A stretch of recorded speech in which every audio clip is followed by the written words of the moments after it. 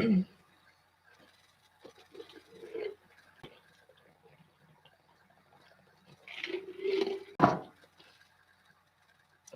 hello, hello. Welcome, welcome, welcome. I hope you guys are all having a good day.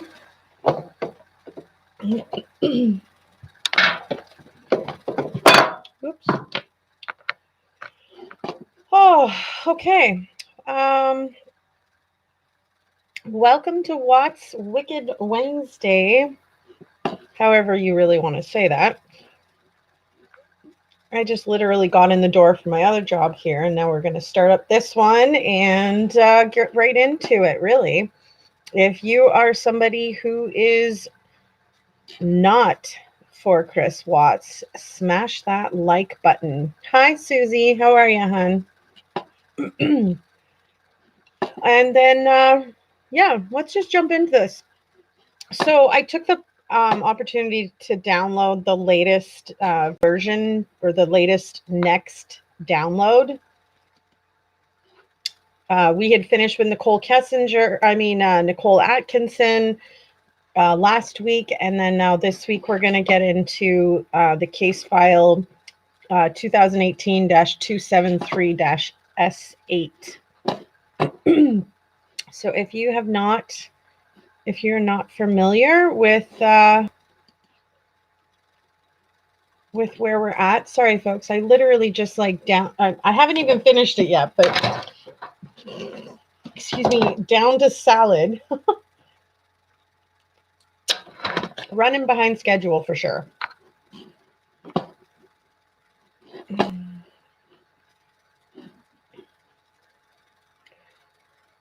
Where is my S? This one. So we're going to take an opportunity here in this to explore the survey site. We're going to hear the interview with Troy McCoy. So if you had ever missed that or wanted to hear what his coworker had to say, this is very eye-opening.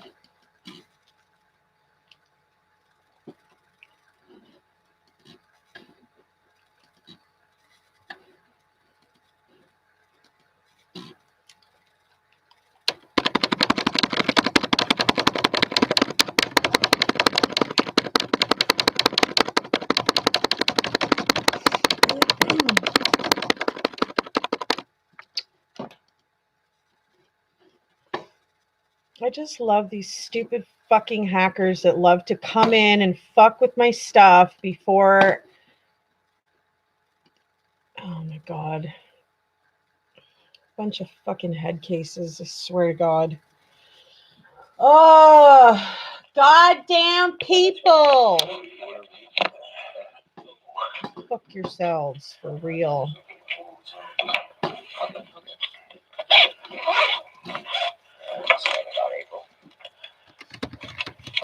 So we wanted to sit down with you again for just a few minutes, clarify some timeline stuff. And, a few more questions. You're all right with that? So let's see. 8, 17, 18.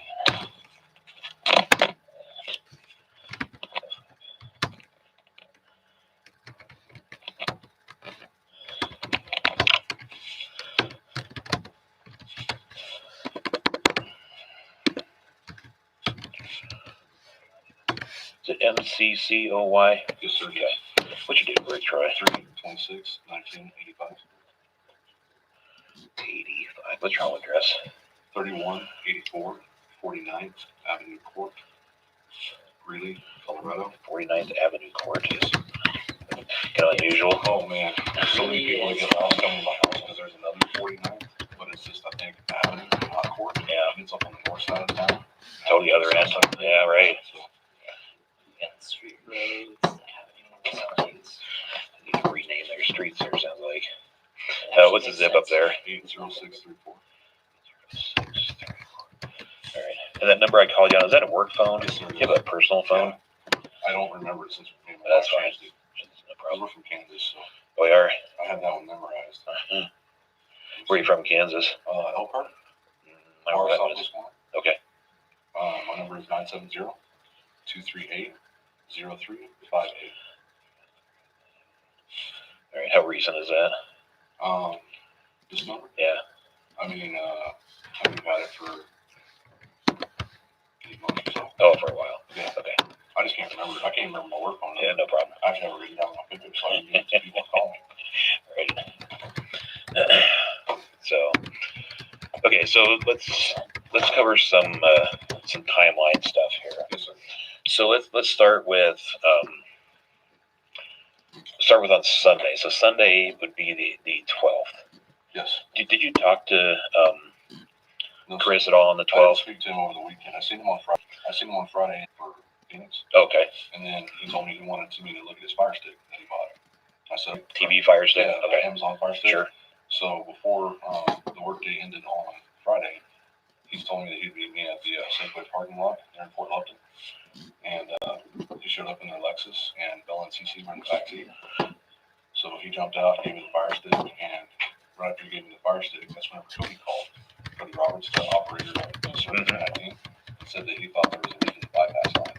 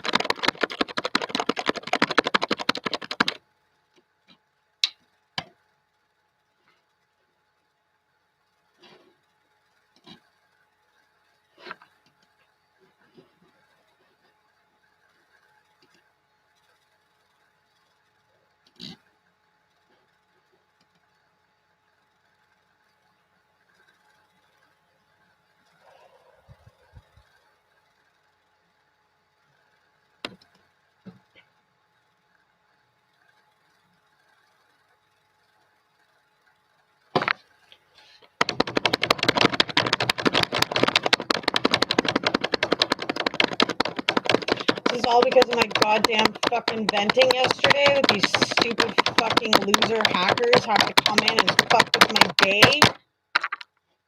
Don't they have anything better to do? Fuckwads for real.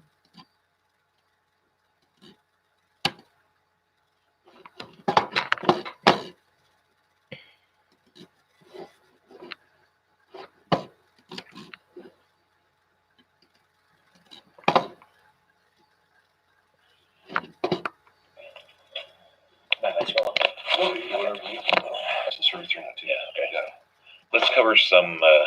What's the zip up there? 80634. 0634. All right. And that number I called you on, is that a work phone? Yes, sir. Do you have a personal phone? Yeah. I don't remember it since me and my That's wife fine. changed it. No We're problem. from Kansas, so Oh, we are. I had that one memorized.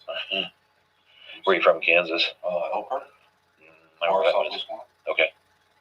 My number is 970-238-0358. All right. How recent is that? This number? Yeah. I just can't remember written down my picture, so I can give it to people to call me. Right. So, okay. So let's cover some timeline stuff here. Yes, sir. So let's start with on Sunday. So Sunday would be the 12th.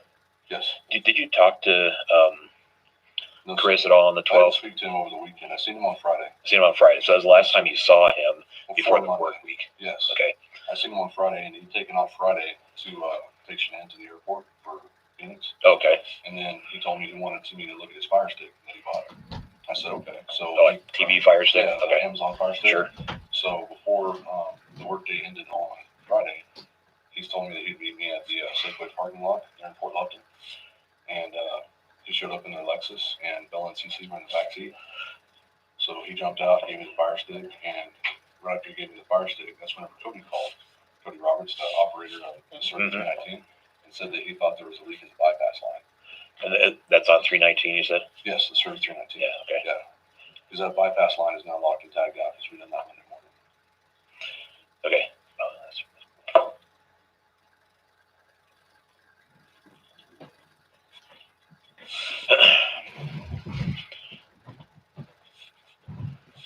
okay, so Bella, Bill and CC. Or CC, Yeah. CC, were in the back seat. Yes, sir. And was Shanann? No, sir. Was she in the front seat? You're a ticker there. Yes. Do you remember what time this was? I look back to my text messages I gave you because he told me he was sitting by the 5.0. There was an orange Mustang sitting in the parking lot. Okay. I think it was one of the ladies that well, it looked just like the one I used to have because I had a red one. I was telling you about that earlier. Yeah. So, and he's a huge Ford guy because he was a master mechanic. Yeah, I remember you said something about that. Sorry. No problem.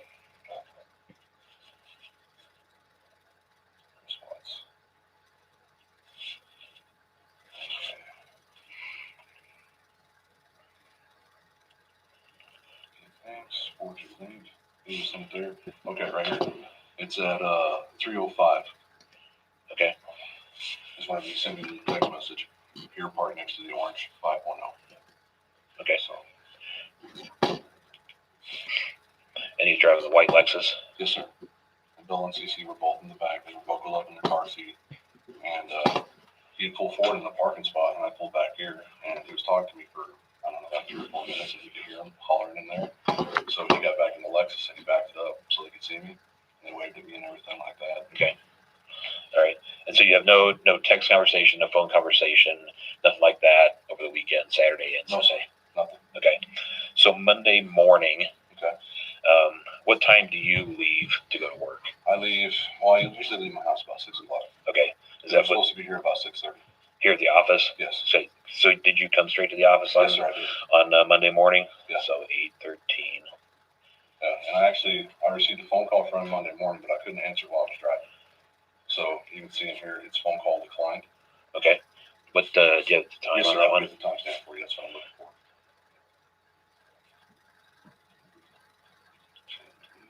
That's right. Monday. Chris Watts, right here, he called me. It's the same time. See, and call canceled because I was driving, so Okay. I can't accept that. Yeah. And that's 6:43. So you so incoming from Chris. At 6:43.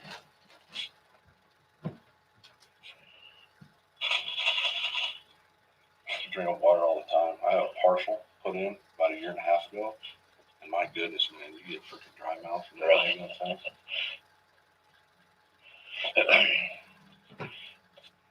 Okay, so incoming, but you declined it because it's on Yes, your sir, work phone and it tracks all that. Well, my work phone is set up through my Bluetooth in my phone or my truck. Okay. And with that geotag, it can tell when It's gonna you tell. call. Okay. When you're driving. And you're gonna get busted for that. Yeah. Is that right? You would get slapped. Okay. Yeah, because they came down from Keith Nosage.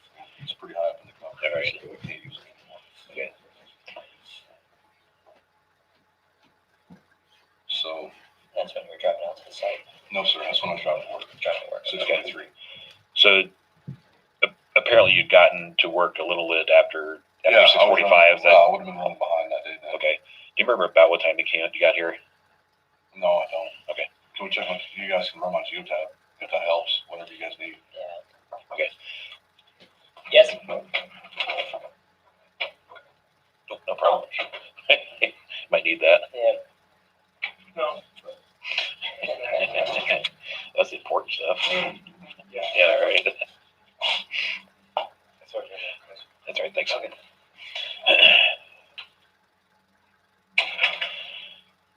All right. So you come in the office between 6:45 and 7. Would that be fair? Yeah, that would be fair. Okay. Because I always try to hit up the burrito guy that comes at 7:30. Okay. Gabriel. So did you get a burrito that morning? Yes, sir, I did. Okay. And he's here by 7:30. Yes. He's usually here about 7:30 and just a little bit after. Okay. So when you come to the office, what's your routine? When I come to the office, I always park on the north side of the parking lot down here where my truck is now. And I walk through those doors. I come directly in the doors, and then I go into the break room. Because that break room to the south or the north end of the office is where all our guys sit. Okay. The whole team's there usually. And then Luke's office is right down the way, so I just always park on the north end. Okay. So you come in. Do you get like your assignments for the day to check on? Well, I come in, I pull up my computer. Okay. my work laptop. I can check Signet, whatever, the case is. Usually since I'm a lead or field coordinator, I go in and I talk with Luke and or talk with Chad because Chad's also a field coordinator. That's Chad McCoy. Yes, sir.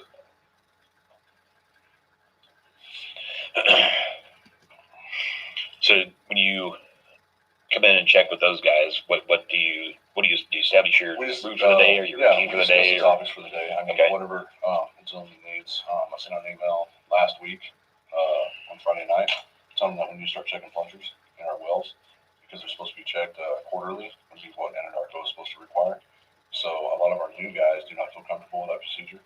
So, I just talked to them, see if they need help anywhere, what was going on for that day. And Chad told me that we were going to start the Survey 1029, which is a pumping unit. Mm-hmm. So he'd like to have me out there that day. And we was going to test that back pressure line on the 319 to verify that there was a leak. 319, check what? Verify that there was a leak on the back pressure line. On the back pressure? Yes, the same one that Cody called me about on Friday, sir. I told you I spoke to Cody whenever I talked to Chris. Yeah, okay. That's what you mentioned, the stain on the ground, is yes, that correct? Yeah, the stain on the ground. Yep. Okay, so there was a problem with the 319. Okay. Having a leak, is that correct? Yes, it okay. was. Okay. Yeah, in the bypass line, we were able to verify that. So the back pressure in the bypass line? Well, I think they're one and the same. I don't know which one it is. It's the one that goes up on the top fill of the tank to verify it. That survey set up kind of weird. It's all older stuff. But we have logged and tagged there. It's the first line as you're walking to the stairs.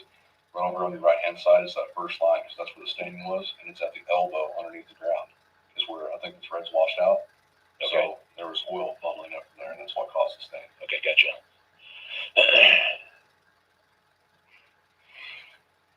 Okay, what time do you leave here on Monday? Approximately. Bridge guy comes at 7:30. Might have talked to the guys for like another 10 minutes. So probably 7:40. I was on the road. Okay. Ish. It's probably, so we call it 7:45 on the road?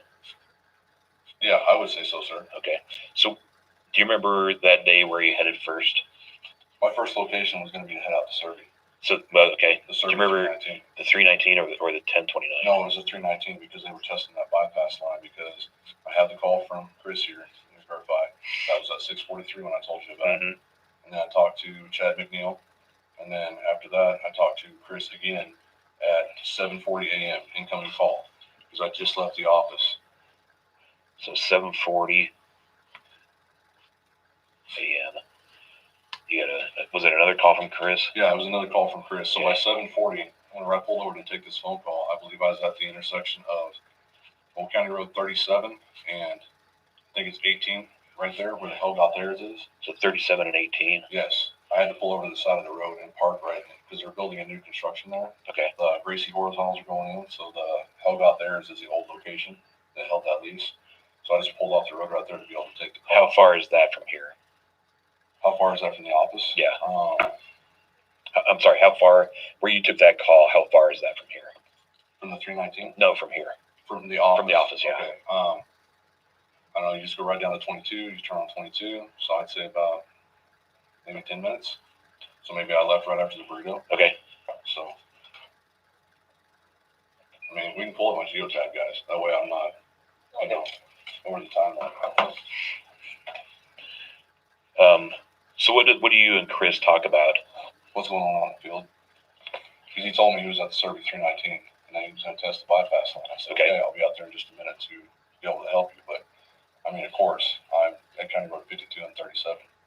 So that's going to take me a while to get out to Survey.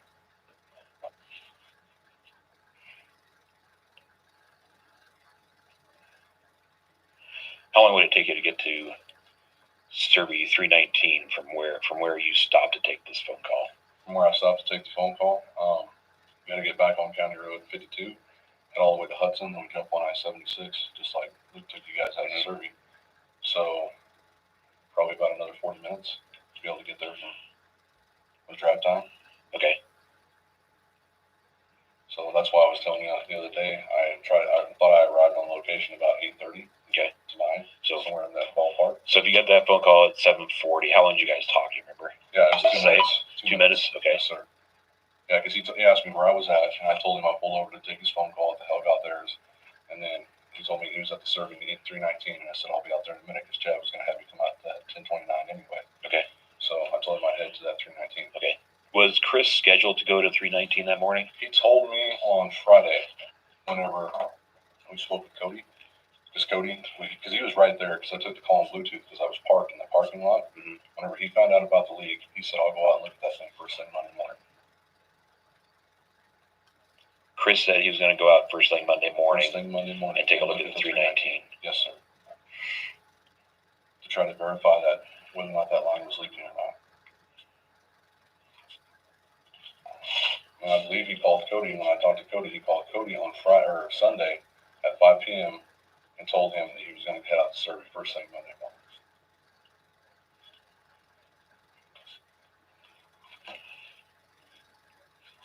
Okay, so the fact that he was there already and calling you about the 319 was no surprise. No, I just he was just telling me that he was out on location and everything. I said okay, I'll be out there in a little bit. That was it.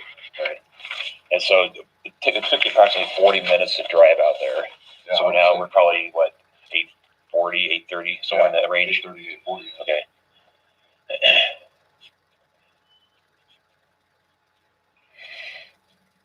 So when you get out there, who's out there when you get there? When I arrive on location, Chris is parked by the wellheads. Okay. Or the one wellhead of that location. Yep. Then we have Chad McNeil. When you say he's parked by the wellhead, where is he? Okay. Here, you guys have a picture of location. Yeah. Okay, and I can show you exactly where his truck was parked because his truck was parked where the headlights were facing towards the wellhead. Okay, his truck was parked right here. And his headlights. Yeah. Draw his car on there for me. Do you want me to try to draw a car? That is just box. Okay. A box. I'm like, I didn't know I was going to be testing home a drawing. Yeah, right. So So which way is he facing? The headlights of the pickup are facing toward the wellhead. Okay, so let's see. So if I do this, say that his truck is pointed that way. Yeah, well, more of an angle where it's pointed directly at the wellhead. Okay. So yeah, that's exactly it. Was pointed. His headlights were pointed directly at the wellhead. Okay. All right. And who else is there? Melissa Parrish and Chad McNeil. And where are they? They are parked right here on location, sir. Just on the other side of the wellhead there. Trucks facing. Kind of where we're parked here. Yeah, their trucks are facing toward the exit. Okay. They pulled in and kind of circled and parked right here, and I parked right over here. Okay. Are those typical spots to park? Yeah, I mean, I was just pulling up so we're not in any way because we're supposed to pull up where you don't have to back or anything like that. So I usually try to pull around or pull back far enough where I know that if there's a truck parked over here, I can pull around and get away, so I don't have to have anybody move their vehicles or back up, because if they back up, then that sends a designation. Okay. Was that a usual place for somebody to park where Chris parked? Now that I think about it, it is unusual. Why'd you say that? Well, if you're going to test the bypass line, to me, where is that bypass line? Okay, the bypass line is coming off your separator, or I thought that, if I'm not mistaken, sir, I think the bypass line and the back pressure line are tied in one and the same. Okay. And the back pressure line comes off from the front of the doghouse on the separator. And then the back pressure line is back here by the flow line, where it comes in at the header of the separator, where the gas and the oil enter the separator. Okay. And those lines run directly underneath and come right back over here to the edge of the tank, where both of those lines come up and on top of the tank. And that leak was in here, correct? Yes, sir. Okay. It's right there by the stairs, right as you go up the catwalk. So to me, I'm lazy. If I pull up on location, I would pull up over in here somewhere. I would have took this circle right here and stopped right here in order to be closer to the separator and everything to be able to test that bypass line. Okay. So by him parking here, he kind of blocks this access. Nobody can circle around the wellhead. Okay. Is it normal for somebody to park in that fashion? No. I mean, now that I think what's all's happened, no. But I mean, at first, it didn't even flag anything for me. But that's where his truck was parked. Okay. So I mean, to me, no. If you're going to go out there and test the bypass line, and that's all you had to do, then I would have parked over here to be able to be closer to this and this. Okay. Plus, I'd imagine you have to get some tools out of your truck. Yeah, crescent wrench, whatever. Do whatever. You to be able to pressure up the vessel. Okay. What tools did he have out? Whenever I got there, everybody carries a crescent wrench in their back pocket. Whenever I arrived on location, he used his shovel to dig out the hole right there at the bypass line. Mm. And then whenever I got there, they'd already verified that the bypass line or back pressure line, whichever one that is, failed, and that it was leaking underneath the ground, because you can see like a little bitty puddle right there. And Chad McNeil, when he got his lockout tag out, he put it on the bypass line, and I think they did the bypass line with the separator to make sure it's locked out in both directions, so pressure couldn't get in there and feed any more up, so we wouldn't have any further contamination. And then after that, Chad and Melissa, they pulled away since I parked over here with Chris, and Chris had went back to his truck to check his phone. So I grabbed a shovel from right here and I walked it back over to his pickup and handed it to him. And he said, no, there's still, since that stain's still there and the dirt's already stained, we're going to put that back in there. So then he filled back in the hole, and then he came back over to the pickup. And then after that, he left first because I told him I grabbed the gate. So he got out of here, went through, and then I followed behind him and I closed the gate behind him. Okay. So when you get there, Yes, sir. I'm sorry, let me back up. Yeah, whatever you need. So you get there, Chris is parked here. Yes, sir. And say who else was there already? Chad McNeil, Chad. already on location, and Okay, so Melissa Parrish. They were already there Chad. before me. And Melissa are both on scene as Because Cody Roberts was over at the 1029. Cody was already out of survey, but he was at the 1029 because he was going to start that pumping. He said he was already out in survey, just like generic ranch or at this site. Well, no, not at this site. Survey Ranch is, the way we speak upon it, is consistent of those 7 sites in Survey. And the 1029, if you enter the gate from the south, which I'm sure you guys did when you went out there, because that's the only entrance that they are supposed to allow us to go through. As you go up, instead of curving back to go to the 319, you continue to go straight. There's like a little riverbed right there that you cross over and go back into, and that's where the pumping unit is. okay. All right, so you get on scene. Chad and Melissa are already there. Yes, sir. And Chris. Yes. Anybody else? No. Okay.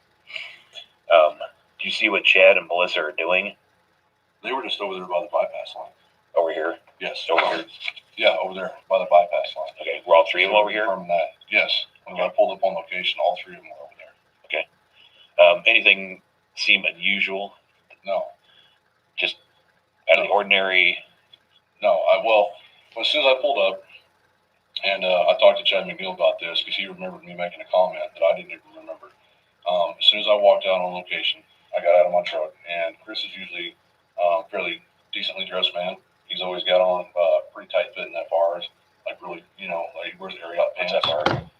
Fire resistant clothing. He usually wears that. He was wearing a blue shirt that was baggy, looked like he had like an older shirt for him. So it wasn't a fire resistant shirt? It was. It was. It was a fire resistant shirt, but different companies make different styles of t-shirts. And this is not something that, I was used to seeing him in. It was kind of a baggy t-shirt. Yeah. And then he had a pair of pull-on boots. And from every time that I can remember out in the field, he had an old pair of boots that he was lace up, so the toe was about to come off of. And then here about 3 weeks ago, he bought a brand new pair of Red Wing boots down at the FR store here in Platteville, and he always wore those. So when I seen him, in those, I was like, "What? You slung that today, bud?" And he laughed, and that was it. That was all it was. But I didn't notice that it was, out of the ordinary. I just figured, okay, well, if he didn't get a lot of sleep last night, and he was in a rush, he just grabbed what he had, went out to location. But I think it was a pair of Red Wing pull-up boots, because I think the only style of boots he wears is Red Wing.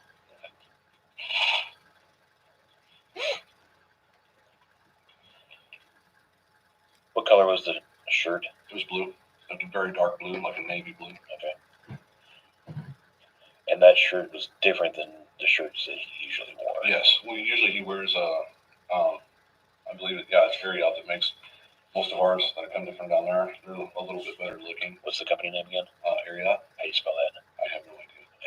Is that the shirt you were wearing when we first Yeah. went to? Okay. Yeah, those style of t-shirts. Okay. is So what that's we- more formal shirts. shirt. Yeah, Okay. they fit a little bit closer and stuff like that. But this other shirt he had, because like you guys had said the last time, he's lost a lot of weight in like the last 6 months to a year. So I think it was one of his old shirts that he had, in his closet. Because I even have some old shirts like that that are baggy as heck. Yeah. So Okay. So he's wearing his old boots. I would say They're older. I would say they're older because they're not his new ones. And I've only seen him that I've noticed wear lace ups. And these were And these are slip-ons. slip-ons. Yes. Because the reason why drew my attention to them is it drives me nuts if anybody tucks their boots or their pants inside their boots and the boot deal's showing. That drives me insane. So he had it like half tucked. It was weird because one side was down and the other side was tucked into his boot. Okay. So it instantly drew my attention. And that's unusual for him. Is Yes, he well, is yeah. he generally, He's when you generally- see him, okay, let me see if I can make this one make sense. So generally when you see him in a work setting, Yes. he's at least dressed. He's put together. Yes. I guess would He's that dressed be a way to appropriate, okay. yes. And not sloppily. No, he looks like, a field coordinator looks. Okay. Because, the higher up you go and everything like that, people pay more and more attention to your dress. Sure. So I always try to come to work looking as nice as I possibly can. I've only got what God gave me. So, but, he was always nicely dressed. Okay. And that was just kind of threw me off, so I gave him shit about it. I just made that comment. I was loving it today. And that was it. I mean, that's as far as it went. Chad laughed, Melissa laughed. That was all. What about his pants? What kind of pants was he wearing? I believe those would have been. I think the manufacturer on this particular style pants is Bulwark. He usually wears Ariat because they were a baggier pant than what I'm used to seeing him in. Did you notice anything, besides the bagginess, anything else about his clothing?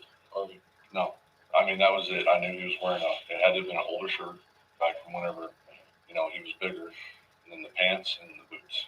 Did you notice if his shirt was dirtier than normal? No, he looked his clean. pants dirtier than normal? No, Anything like that? everything looked clean. There was no stains on his pants. There was no stains on his shirt. Nothing.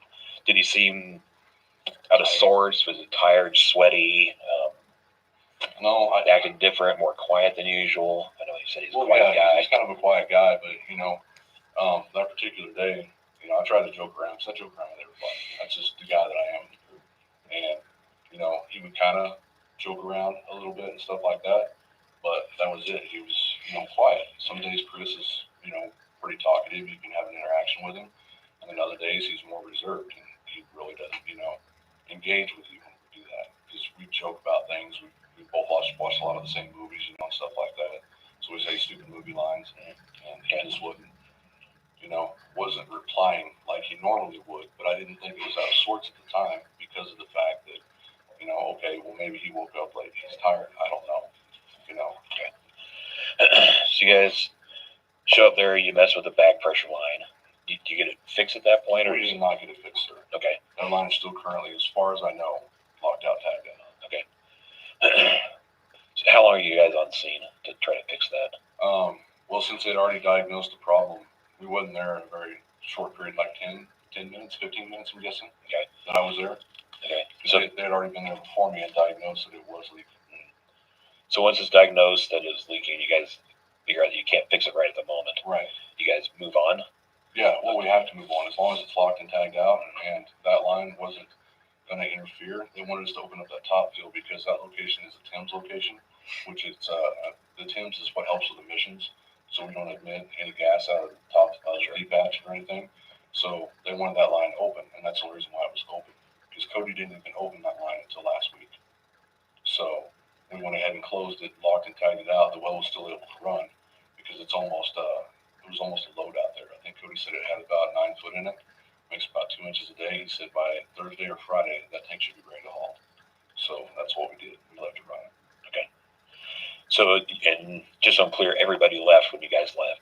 Yeah, they left, and then. And did you guys return to the 319 at all? No, sir. That day? I didn't return to the 319 that day. I went back over to the 1029.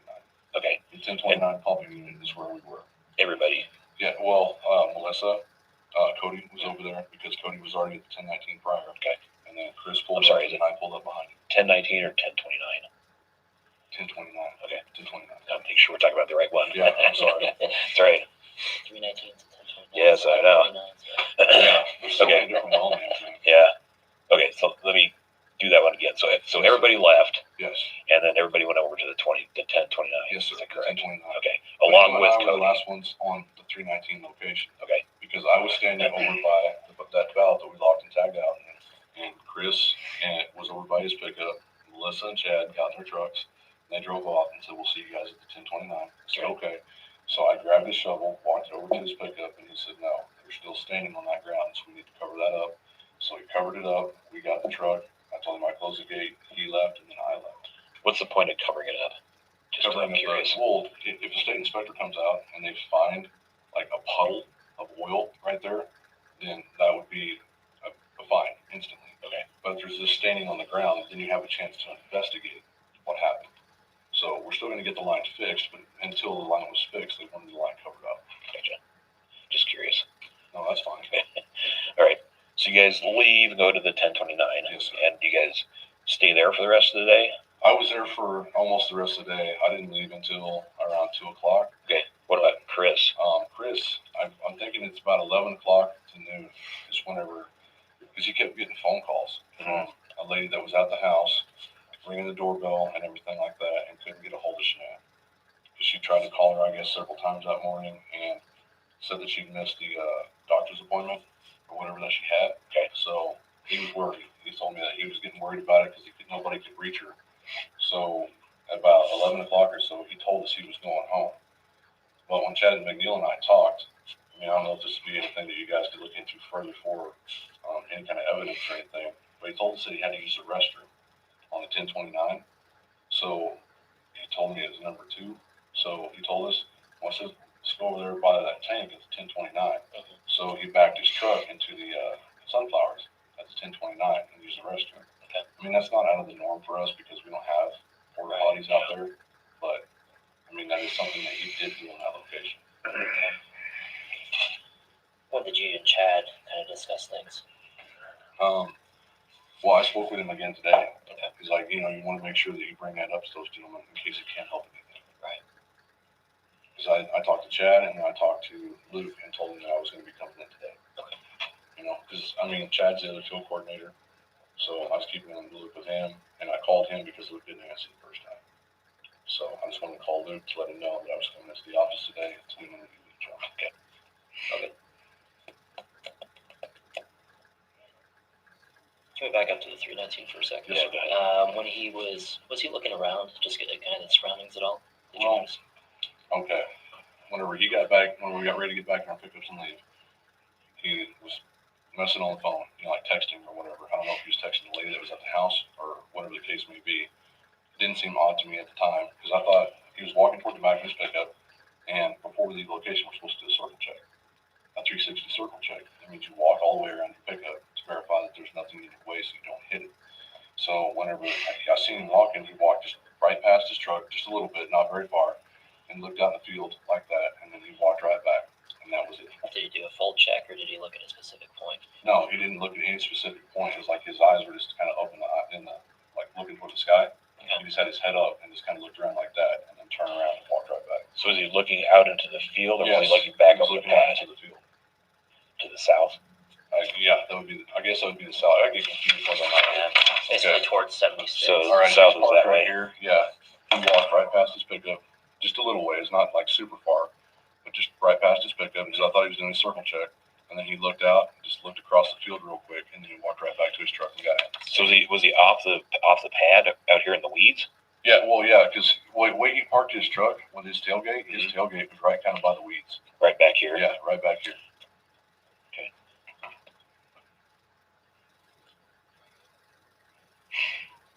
And he's looking off in this direction. Is that?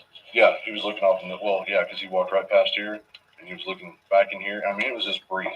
It wasn't like he was staring or nothing like that. He just walked back there, kind of glanced around, and then walked right back to his pickup. Okay. But if you're doing a safety check, you should be looking. Yeah, here, you're doing a not circle check. here. You should be walking right next to your pickup. You check your wheel wells and everything. Yeah. To verify that there's nothing there or anything behind you when you go to back up. That you're going to hit because we have a lot of operators in fixed objects. Not sure. So, yeah, I would be one. it's a big deal. I'm sure it is. Yeah. Is there anything out here that would be of interest at all? No, because the well pad for this site is just right here. Okay. This is just fenced off right out in here because there is a fence around this whole entire location and the gate right there. And we're supposed to keep the gate closed because the landowner or the gentleman that rents the ground doesn't want his cattle inside this, Right. Doesn't hit any valves or Oh, anything yeah. like that. So that's all there is right here because the wellhead's here, your separator's here, your tank's here. That's the only thing that we mess with right there. Okay. Fair enough. And then when you got to the site, I think you said he had a shovel and he was already digging. Well, no, the shovel was already, whenever I got to the 319, they'd already dug it up. Okay. His shovel was standing right next to the freaking catwalk. So whenever I walked up, his shovel was right up here. Okay. And the hole had already been dug How big right of a there. hole? That big around. How deep? 8 inches. Okay. Maybe 8, 9 inches. Because I don't think the lines are very deep underneath that berm. And before they elbow and then come up, right there by the tanks. So you could see a little puddle right there of oil by that big around, and that's it. Okay. Did Chad or Melissa have shovels out too? No, not that I know of, because I think Chris had already done that. Because that was the only shovel that I seen that was out of the pickup on location. Okay.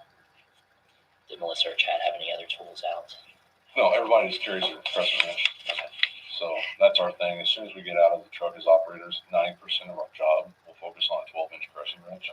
So I always carry that in my back pocket even when I hop out, because we use them to change or turn the wing valves on the wellhead, the inlet valves, the separator, the dump valves, everything. We use the 12-inch for everything. Okay. So if you jump out of your truck without the crescent wrench, it's kind of like you're useless. Yeah. Yeah. I always give all the new guys heck whenever they jump out. I was like, you haven't been operating very long, have you? You forgot your crescent wrench. So they go back and get it out of the pickup. So. All right. And then, so Chris is getting phone calls and texts. Can't find Shanann. Right. And he says he's worried about her. And then he leaves at some point. Do you remember about when that was? I would say between 11 and 12. Okay. Somewhere in that time frame window. I don't remember exactly. I know where I watched, but I didn't think anything was out of the norm. Yeah. At all. So No. I didn't, attribute that to anything. Yeah. And how far is it from the 1029 to the 319? 1029 to 319. Like 5 minutes. So it's pretty close. 10 minutes. Yeah, it's not that far away. I mean, you have to take that road, go back out of the 319, and you head back toward that original gate. But as soon as you hit that intersection where you turn and go to the gate, you can turn right, and then you head up that hill just a little ways. And then, like I was telling you, that riverbed, and you cross the riverbed, and the 1029 is right there. Okay. So all those wells are pretty short driving distance from each other. Yeah. Okay. And to your knowledge, he didn't go back to the 319. No.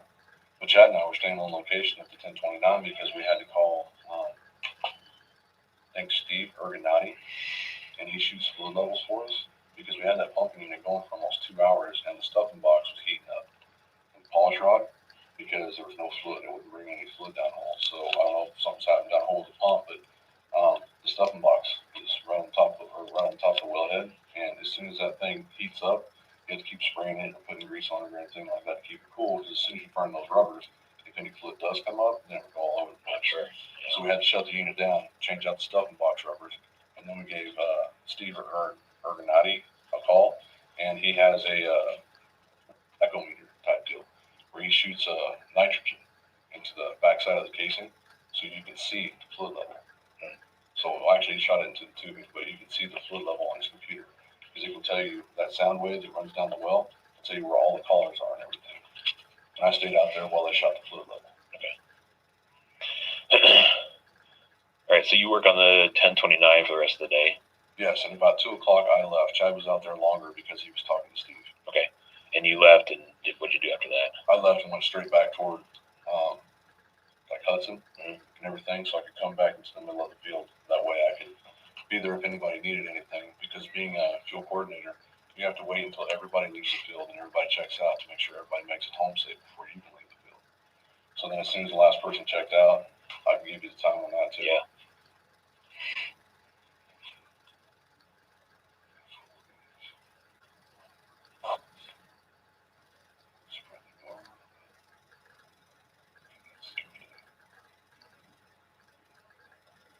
Sorry, there's been a lot of activity in the group message. Yeah, I'm sure there I has. get it. Yeah.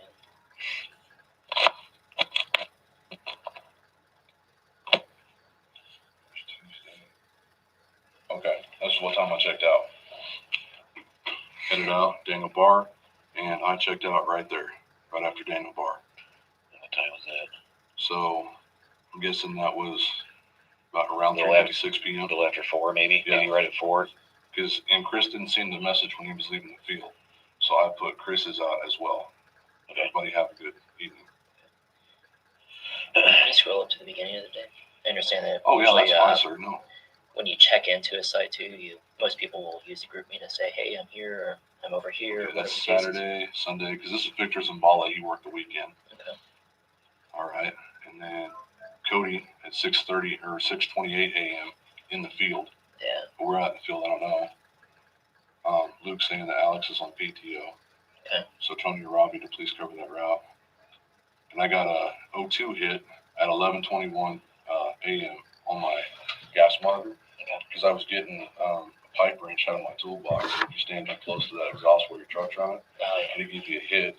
So the IOC called me 3 Things got times. sensitive. Oh yeah, Wow. they had to call me 3 times because now anytime our monitors ding where we get a hit, Yeah. the IOC calls to verify that we're okay. Okay. And then Would it be unusual for people to not check in on grouping? no, not all the time. I mean, if you're out in the field, and as long as it's usually after 6:30-ish, Alex Ray, he'll always send a message whenever he's out in the field, and usually Alex gets out there real early, like 5:30. He's almost like my alarm. He sends a message whenever he gets out to the field, but he was off all the way from Monday to Thursday, I believe. Okay. And that's on Luke's calendar now. He did that. What about for Chris? Does he usually check in? No, usually he comes to the office. Usually comes to Yeah. the office. Because usually we just see all each other out in the office because he usually carries a big red jug and he fills up with water every morning. It's about yay big, and he always gets water at the ice machine down at the breaker. So for Monday, would it have been unusual for him to not stop at the office first? Well, he told me on Friday that he was going out to the 319 Right. to check out that leak.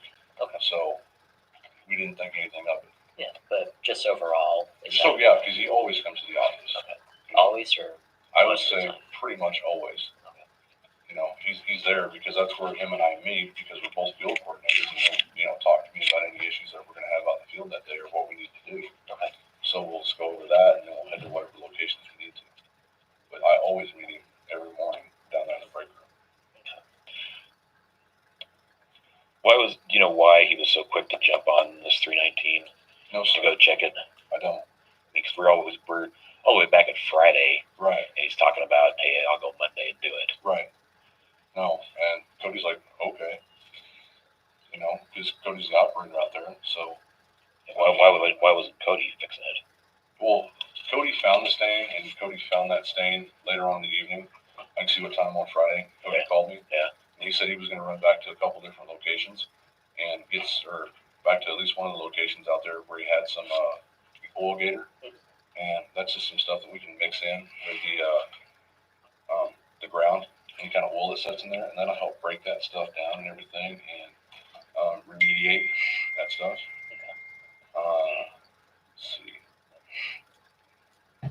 Would it be typical for somebody to declare ahead days out, like before the weekend starts, that, hey, I'm going to be doing this, or would that usually be something you do the Well, day morning of?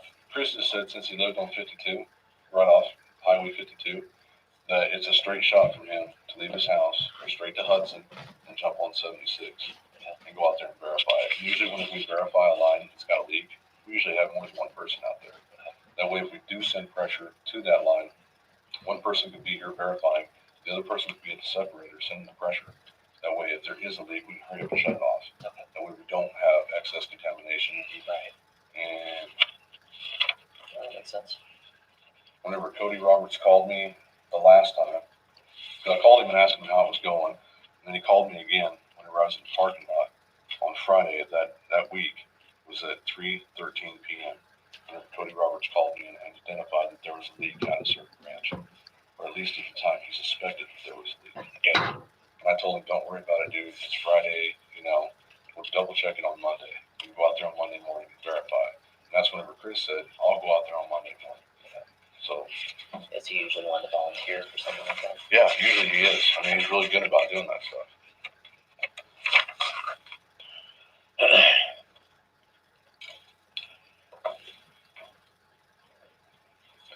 Let's go to Tuesday. Okay. Tuesday morning, tell me what you do.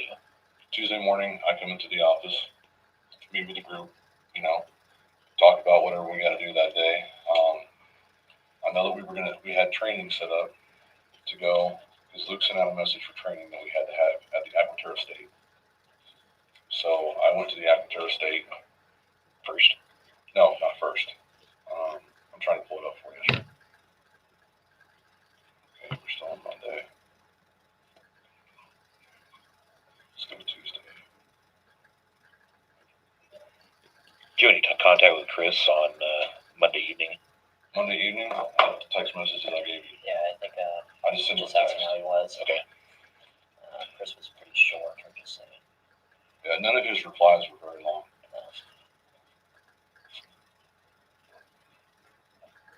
And then Luke sent out in the group me that morning at 6:31 that Chris would not be in that day. 6:31. Yes, because I guess he called and talked to Chris Tuesday morning. Who did? Luke Apple. Luke. Yeah.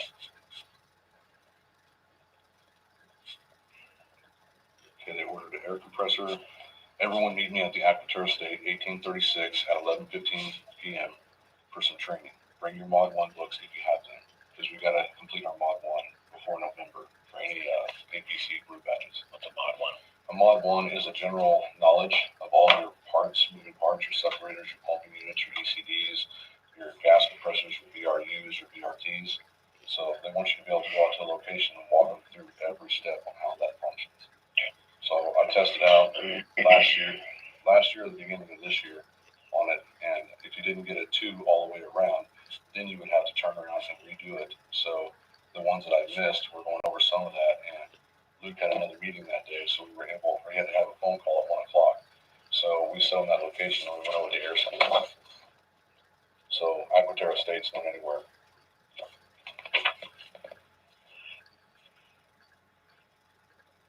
All right, so Tuesday morning, came here. Yes. Got your burrito. Yes. All right, and what do you do? Do you hang around the office, go check stuff? Well, I hang around the office for a little bit, just talk to the guys, and then after that, I'm trying to remember honestly if it was Tuesday or what day it was. Victor Zambala was having trouble gauging the tank, so I went out with him because he's one of our new guys. He's having trouble color cutting, and that was at the Canon 6768. And where's that one at? Right off County Road 22. So fairly close. Yeah, County Road 22 and 31. Okay. So I'm trying to remember whether or not Tuesday you guys had me come back, I believe, to the office. We spoke Wednesday. Was it Wednesday? Yeah. Yeah, it was Wednesday. Okay. Well, okay, I got a call from the officer in Frederick. That was at 2 o'clock or something like that. So I know I either helped gauge tanks or something that morning, and I told them that we needed to head to training. So we headed out. We're going to go with Daniel Barr. I don't know. If you guys pull my car aside, you got to tell exactly where I was. I was either with Daniel Barr or Victor Zambala that day. Okay, and then you go to the training. Yeah, we go to the training. What time was that? Well, that one we had to be there by, I guess, 11:15 is that what I said? Yeah, I think that was what you said. Yeah, 11:15 for the Mod 1 training. So I'll show up at the Mod 1 training. And where was that at? The Aquaterra State. Where's that at? Aquaterra State is, I don't know what the intersecting county road is, but 47 and 4, and then you go east a quarter and 2. Okay, how far is that from here? It's on the other side of Hudson. So It's a ways. Yeah, it's on the other side. Like if you take 52 out, like you're going through Hudson, straight through Hudson, the first road right outside of Hudson, if you're heading to the east, is County Road 47. First dirt road that goes south. So you take that dirt road, go south all the way to County Road 4, and then from 4 over about a quarter of a mile, and then south that take. Okay. Is that like a training center for you guys? No, that's just a vertical that they wasted a lot of money on. Okay. Well, it's built closest to the HG sites. It's the only site that we have in the field that has pneumatic air, where all the dumps and everything are run off air compressors. So that's the reason why he went there to train us, because he wanted to go over the air compressor portion of the training. Okay. So how long does the training last? Almost until 1 o'clock, because Luke had 15 minutes until he had to be on the phone whenever we were wrapping up. Okay. So what do you do after you leave the training? Okay, there from that point, I've got everything here going through my head. I'm like, what the hell's going on? because it's been since Monday since we've heard anything from Shanann. Okay, right. Wait, let me stop you there. No, you're fine. So you said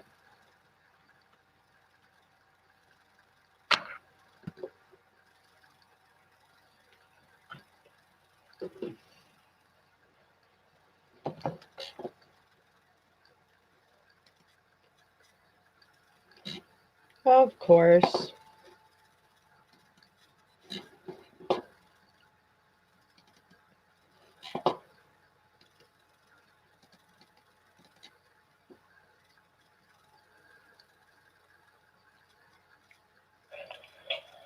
My bad, scroll up. Whatever you need. So we go out there on Monday morning and verify. And that's whenever Chris said,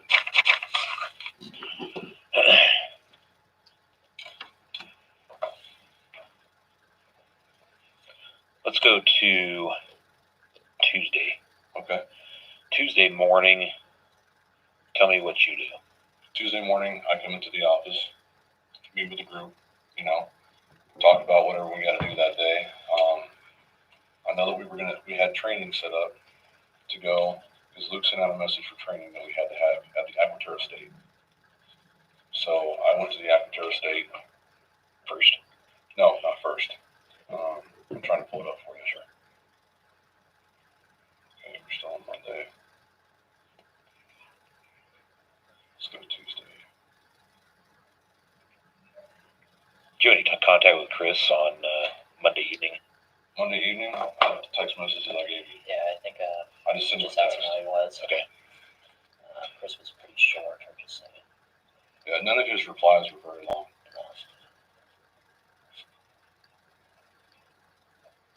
And then Luke sent out in the group me that morning at 6:31 that Chris would not be in that day. 6:31. Yes, because I guess he called and talked to Chris Tuesday morning. Who did? Luke Apple. Luke. Yeah. Okay, they ordered an air compressor. Everyone meet me at the Aquaterra State, 1836 at 11:15 p.m. for some training. Bring your Mod 1 books if you have them, because we've got to complete our Mod 1 before November for any APC blue badges. What's a Mod 1?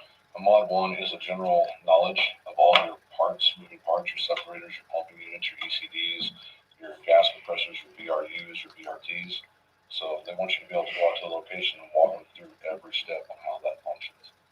So I tested out last year at the beginning of this year on it, and if you didn't get a 2 all the way around, then you would have to turn around and redo it. So the ones that I missed, we're going over some of that, and Luke had another meeting that day, so we had to have a phone call at 1 o'clock. So we set on that location and we went over the air center. So Aquaterra State's not anywhere.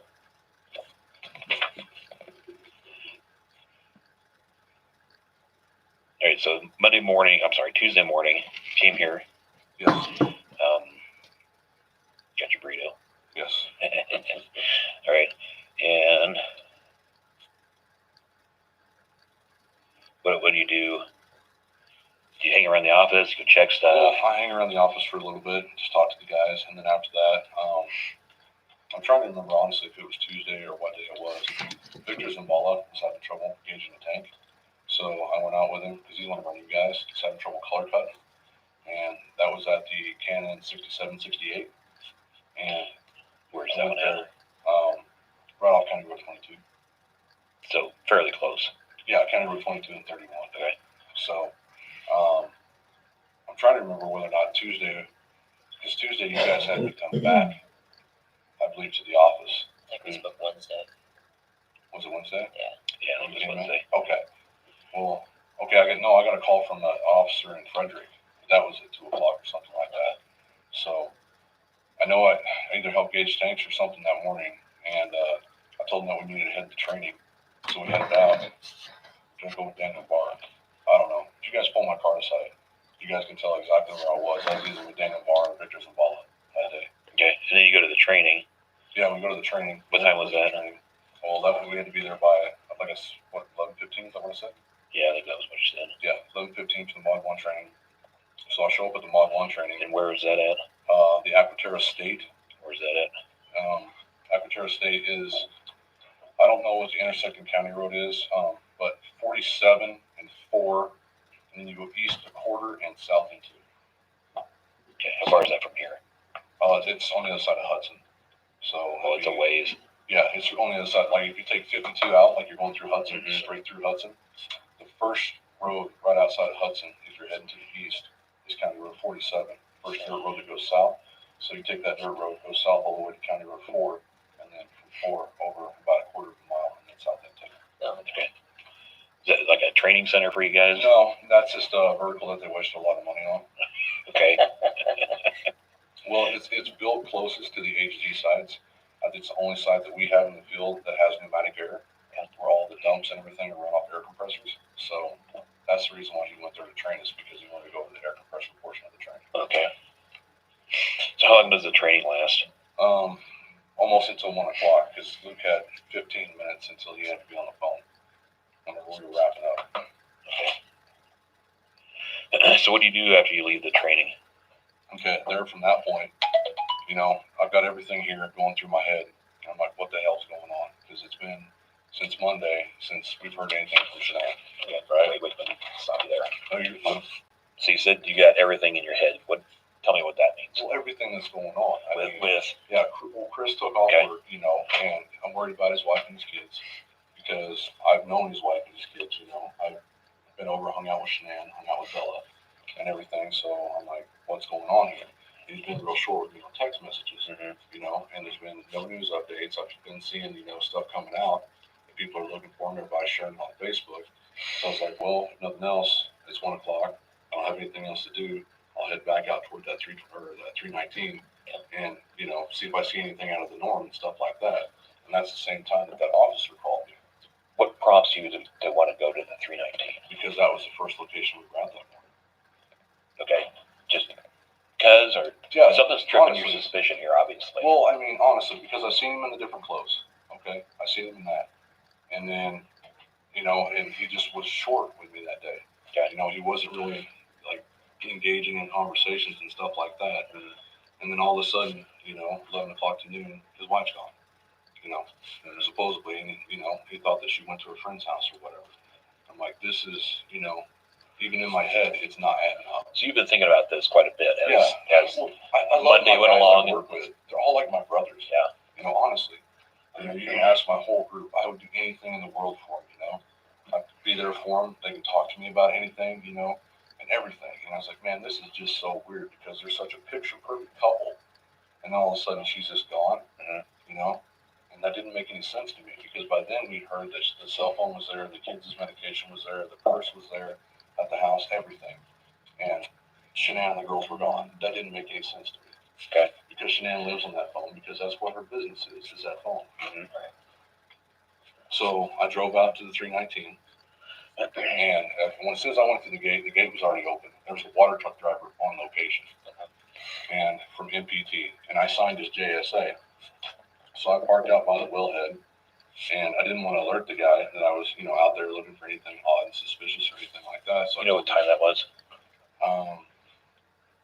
It was around 2 o'clock or so. I arrived out there, and I talked to the gentleman and everything like that.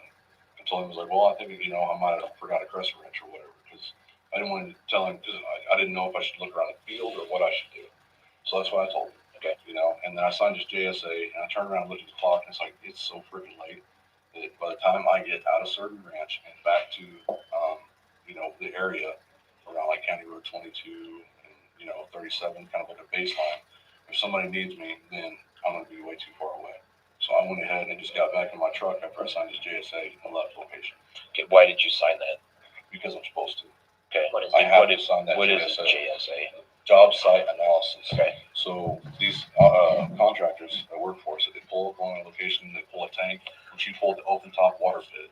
That's what he pulled. That's what he was hooked up to. So this water truck driver, do you know who that is? No, sir. I don't know his name. Okay. But I did sign his JSA. Okay. Is that what this is? I signed electronically. He just handed it to me and said, sign this. It's his JSA. So you're supposed to go through the steps in order to pull procedures.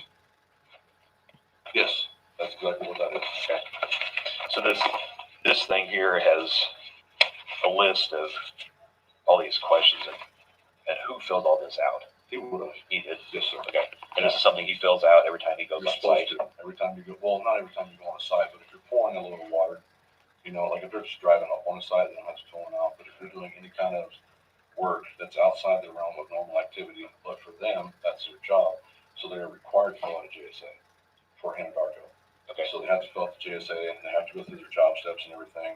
When we pulled up, he had his vent line and everything in the right direction. You know, he had it vented away from his truck. You know, and the wind wasn't blowing toward his pickup or nothing like that.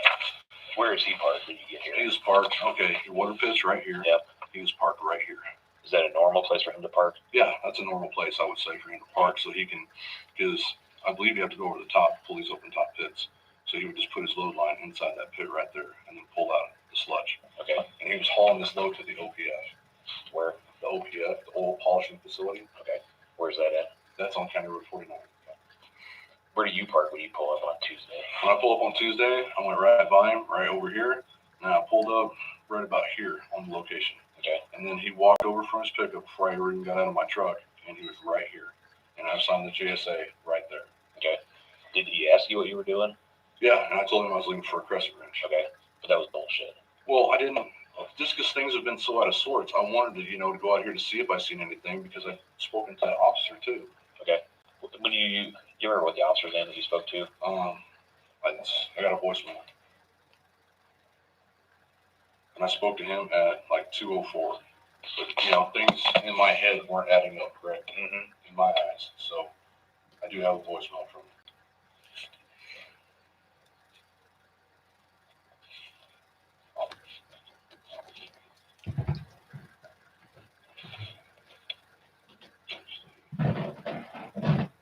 Tuesday.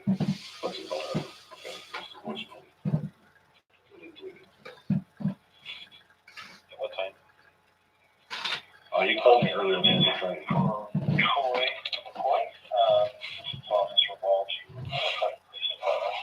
I was wondering if you could give me a call back. Can we play that first part again? Officer Waldy.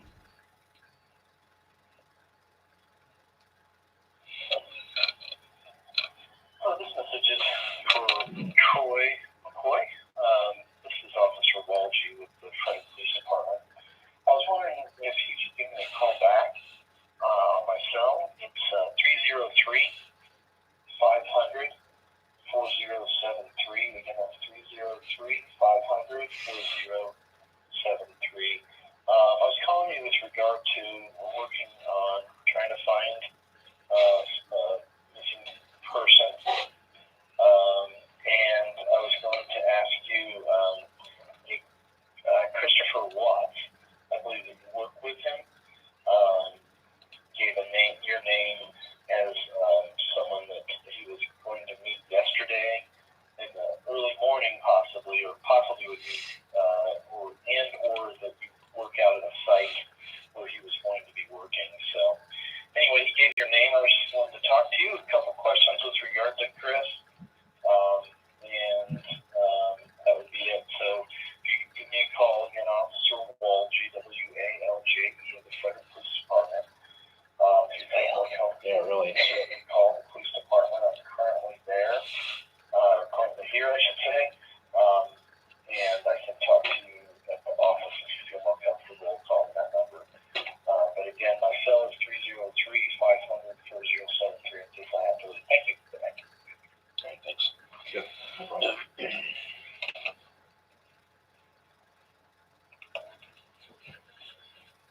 Did you know that the water guy was going to be out there? No, I didn't. Okay. No, the water guy was out there. Well, Cody Roberts told me that he was going to have the load bottomed out at Serby. And then he also told me that the load line is leaking on the tank. Okay. Because that load line is leaking on the tank that was almost full. That was on Tuesday, or was that another day? I think it was on Tuesday that he called me and told me that they were going to have that pit bottomed out. And I think the water truck told me that he got like 15 or 20 barrels of oil out of there, or not oil, but water. And then he pulled the rest of the oil and the BS&W that was on top of the tank. So is it normal for you to sign this? If you show up on site, when they're on site, they Yes, want you you to have sign to sign that. that. You have to. Yes, sir. Okay.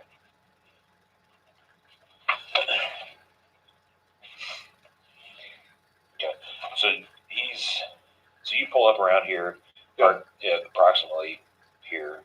Yeah. He comes over before you're even out of your car. Yeah, before I even get out of my pickup. Okay. Do you ever get out of your pickup? Yes. Okay. Do you walk around, take a No, look? I mean, whenever I get out of the pickup to talk to him. Okay. Because he's walking up and right here by my truck, so I get out, and everything, and talk with him. And then he told me, that he's here full load and everything like that. And I need to sign his JSA, and the screen is scratched to hell on that JSA. You couldn't read nothing if you wanted to. So I input my name, and then I asked him, I said, where do I sign, sir? So I handed it back to him. He handed it back to me after he got me to the screen where I needed to sign, and then I signed my name. Okay. All right. So does he leave? Or I'm sorry, go back to his truck? Yes, sir. He went back to his truck. And then what do you do? I get back in my truck, because then I looked at the clock, and it's already freaking like 2:04. Around that time period, so I'm going to go ahead and get back in my truck, and I just leave location. Okay, so you weren't there for what, 5-10 minutes? I wasn't there. No, sir. I wasn't there very long at all. Okay. And the gentleman told me that if he found my crescent wrench, that he would lay it up on the battery or the tanker to separate it for me. Okay. So all right. Did you have a chance to look out in this direction at all? No, sir. I didn't. He was just on you that quick. Yeah, he was just right there next to me. So okay. I was like, okay, and that's good too, because they're supposed to be able to approach people. As soon as they see somebody pull up on location, they will approach you. Okay. They're supposed to. That's what they're supposed to do. So I wasn't shocked to see him or nothing like that, but he was just right there at the pickup. So I signed the JSA, and because in my heart of hearts, I didn't want to believe that Chris had done anything. I've been his friend for 2.5 years. But with Shanann not getting back to anybody, even like calling her parents and just being like, hey, I'm fine. Yeah, I'm safe and sound. Bella and the kids are with me. We're good. I was like, that was the location that he was at that morning. So that's why I went out there. Because, everybody's looking for clues and tips, anything that can help. And I honestly just want to help. Something's needling you about this. Yeah, I didn't say it in our first interview, but the clothes. Mm-hmm. The clothes is just different to me. And then whenever I told you about how he walked by the back of his truck, it was odd. And then now all of a sudden I find out, the next day, that his girls are gone. There's a missing persons report and everything for him. Nobody's heard nothing from him. I'm a father. If my wife was gone and everything like that, I'd be freaking out. Oh, yeah. And, he's just like, hey, guys, I got to go. It wasn't like necessarily like a panic whenever he took off. There's no urgency to it. But he's like, hey, I just got to go. And that's all he said. Because he rolled down his window and he pulled up to Chad McNeil's pickup that day. And he's like, hey, guys, I got to go. Something's not right at home. And then he drove off. How did he drive? And he just pulled away normal. It wasn't like he was in a fire rush, If I had my friends calling me and telling me, my wife's friends, that my wife was missing and my 4 kids weren't at home, I'd be freaking out, honestly. Pedal to the metal. Yeah. Yeah. With you. Why did you park there? Because that's where I seen him park. Okay. And when the oil and water guy approached you, why didn't you just keep looking around? Like you would originally said? After he approached me and everything, because I was looking at the clock, because I need to be off somewhere close to the time frame, like 2:30ish and stuff like that. Okay. So I can actually get home, because I live in Greeley, and from Greeley to Surrey is a heck of a long drive. And my wife babysits and everything else, so I want to get home whenever it's close to time, because I'm not trying to milk the clock, get any extra overtime or anything like that. Right. So after he approached me, we talked for, just a couple minutes and everything like that. He told me that if he found my crescent wrench, that he'd put in a tank battery for me. And that was it. I got right back in my pickup. I drove around slowly to the location, drove around the edge of the location right here. I just drove around right here, and then just went ahead and took off. Why didn't you tell him the truth? Because I didn't want to tell him that I was searching for any kind of suspicious things on location. What would have been wrong with that, though, if you had just said that? Well, I know, but at the time, whenever I was approached, that's what I said, honestly. Okay. I'm not here to lie to you guys. I'm upfront and honest about it. Obviously, you guys knew I was there, and I've got no problem telling you exactly why I was on location. So,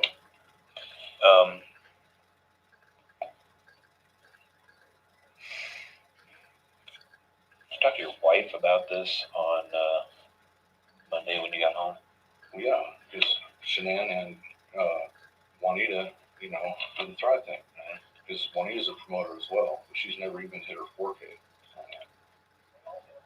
And it just doesn't feel right. for those girls to disappear and Shanann to disappear, and she's such a public person and everything like that. So the wife was worried about him. She wanted to make sure that they were going to be okay as well. What was your conversation about? Tell me, not necessarily about. Tell me what was your conversation like? Were you guys, convinced something had happened, or just a little bit concerned? Well, we were concerned because I mean it wouldn't be out of the realm of possibilities if they were having issues, and she wanted to leave. If that was the case, for her to take the girls, because I figured she would, and go ahead and go off to a friend's house because he told me that he thought Shanann had went to a friend's house that morning. So Chris told you that? Yeah, it wasn't nothing out of the norm. Like she goes over to friend's house and stuff all the time.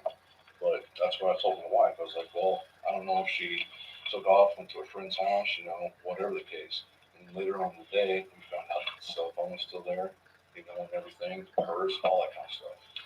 And then it just didn't start adding up. You never want to think that one of your coworkers would be capable of doing something like that to a person, anything. And then, So at what point do you start to think that Chris has done something? well, the only part I started to think would be Wednesday. Because I drove out to location, I wasn't out there very long on Tuesday. I didn't see anything out of the norm while I was there, but I really didn't look around. I just got back from my pickup and drove off. And then Wednesday, I didn't text him at all. Nothing. I didn't try to check on him, anything. And then, then Wednesday would be the day that you guys called me, roughly around 10 o'clock. So, yeah, and then I went back to the office and I would talk with you, Joe. Were you out at this location ever again after Tuesday? No, sir. I wouldn't. Never again. Do you know who else has been out at that location since Cody Roberts was out at that location on Tuesday. Tuesday? He had to do something out there. I think Cody Roberts was out there, though. Do you remember about what time? No, sir, I don't. That's just from Cody talking to me. Okay. Telling me that he was at the location. Okay. What about Melissa or Chad or anybody like that? Did they ever go back to 319? Well, I think Melissa would have been back out there because Melissa's been chatting with Cody. Okay. Because Cody starts automation cross training next week. Okay. So that's the whole reason why Melissa was out there anyway. Right. Because she's not the normal operator. She's just a trainee that just got signed off under SOPs, standard operating procedures. Mm-hmm. And then now we're feeling comfortable enough to let her run her route and see how she does. Okay. So that just happened to be a particular route which she drew. Okay. Would there be any reason for anybody to drive out here in the weeds? No, sir. There's no reason at all for anybody to do that. Is that permitted? Do you guys get fuzzy for that? No, yeah. Whenever you're out of Soybean Ranch, if you read that sign, it's supposed to be by that gate. Oh, yeah, it's got the You rules stay on it. the last ranch road. That's right. You don't want to be caught outside of those ranch on the leash roads that are out there because you will get your butt ripped. Yeah. I mean, most of our landowners that we have are like that. Yeah, sure. Even Mr. Banning is that way.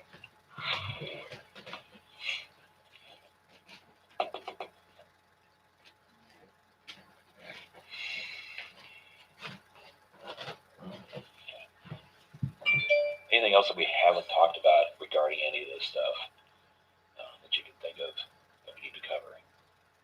Even if you think it's not related or it's frivolous or anything else you can think of, suspicions, just rumors, anything else you can think of.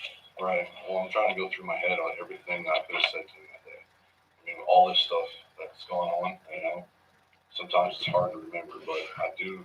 Another thing that morning, he told me they were having issues and everything like that, but Was it Monday morning? yes. Yeah, he said, yeah, we're having some issues and everything. And, he's like, well, her wedding ring was laying on the counter. That's what he told me. The wedding ring was on the counter. And I was like, why would she leave the wedding ring on the counter? He's like, well, I guess that she just threw it to me. I don't know. But he sounded hopeful that they could work things out. So that didn't, necessarily bother me at all. He just told me that the wedding ring was laying on the counter. Counter where, did you say? No, I don't know if it was a kitchen counter, sir, or their dining room table, because they're right there next to each other.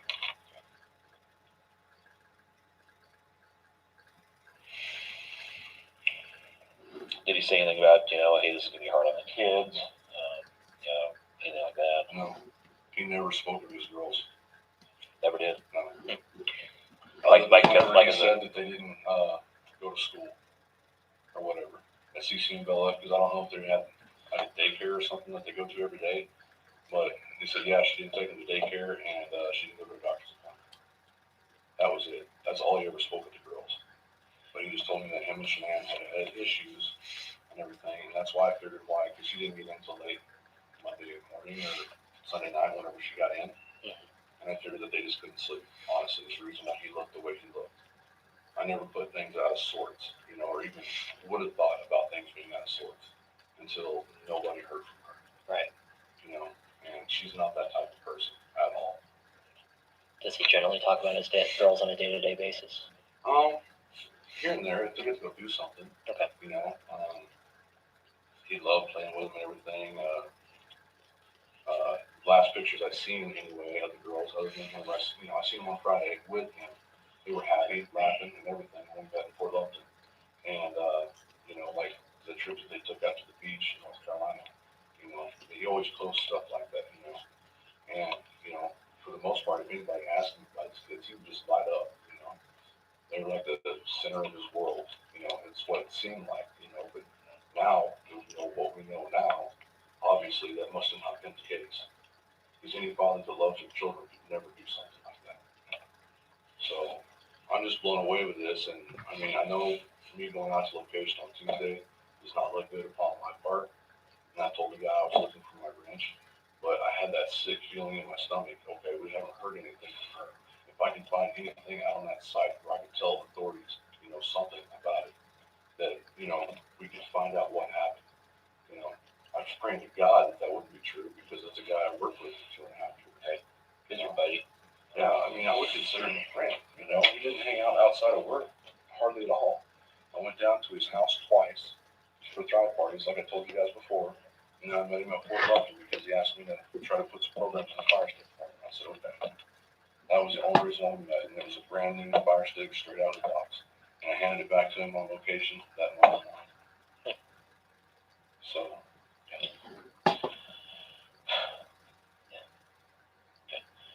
But we just understand that we had come across this information about you being on site on Tuesday. right.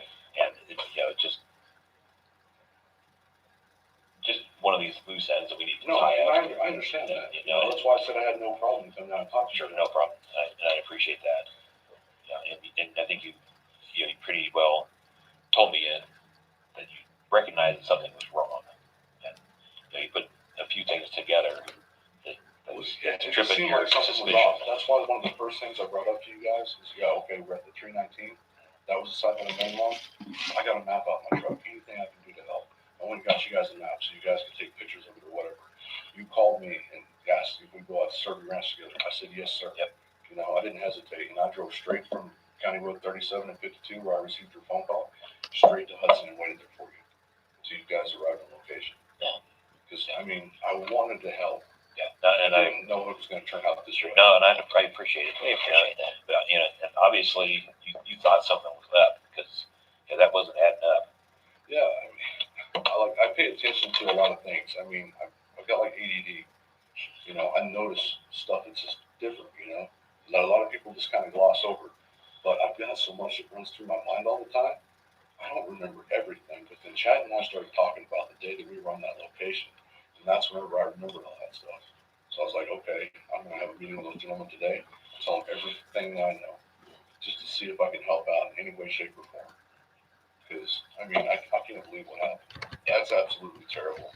And then to read on Denver 7, something like that, and explain all of that too. Possibly, I don't know if that's the truth or not, and I know you guys can't say that's part of the investigation, but I was standing right there by those tanks, if I was that close to that, that blows my mind. It honestly does. I don't even know how to process this. I was starting to feel better a little bit, talking to the counselor a little bit. I didn't talk to him one-on-one. We talked to him in the group, and my buddy Tony Brown, he was bawling. Chad McNeil was visibly upset. I'd been crying most of the night once I found out the news. And I don't know. Anything I can do to help you guys, I'm more than willing to. Yeah, we appreciate that.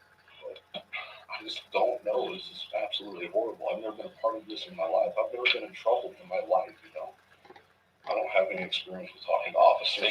Yeah, but and understand, we're not accusing you of it. Right, yeah. But I know it looks terrible. It's just one of those loose ends we need to tie up. Yeah. It's just one of those loose ends we need to tie up. I can come back and I can say, yeah, he told us about, X, Y, and Z, and this is why he was there. Yeah, because I want to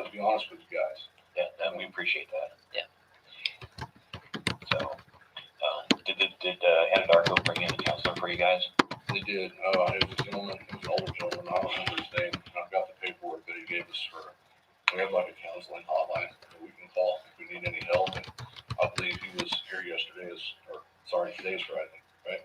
Yeah. Okay, he's here today as well. Okay. Because we had our meeting yesterday morning and he sat and talked to us for about an hour. And our boss came in and talked to us and he said, I'm sorry that I wasn't able to, be able to say anything to you guys or anything about what had happened. Because it was Wednesday night, right? That it came across the news that he had confessed.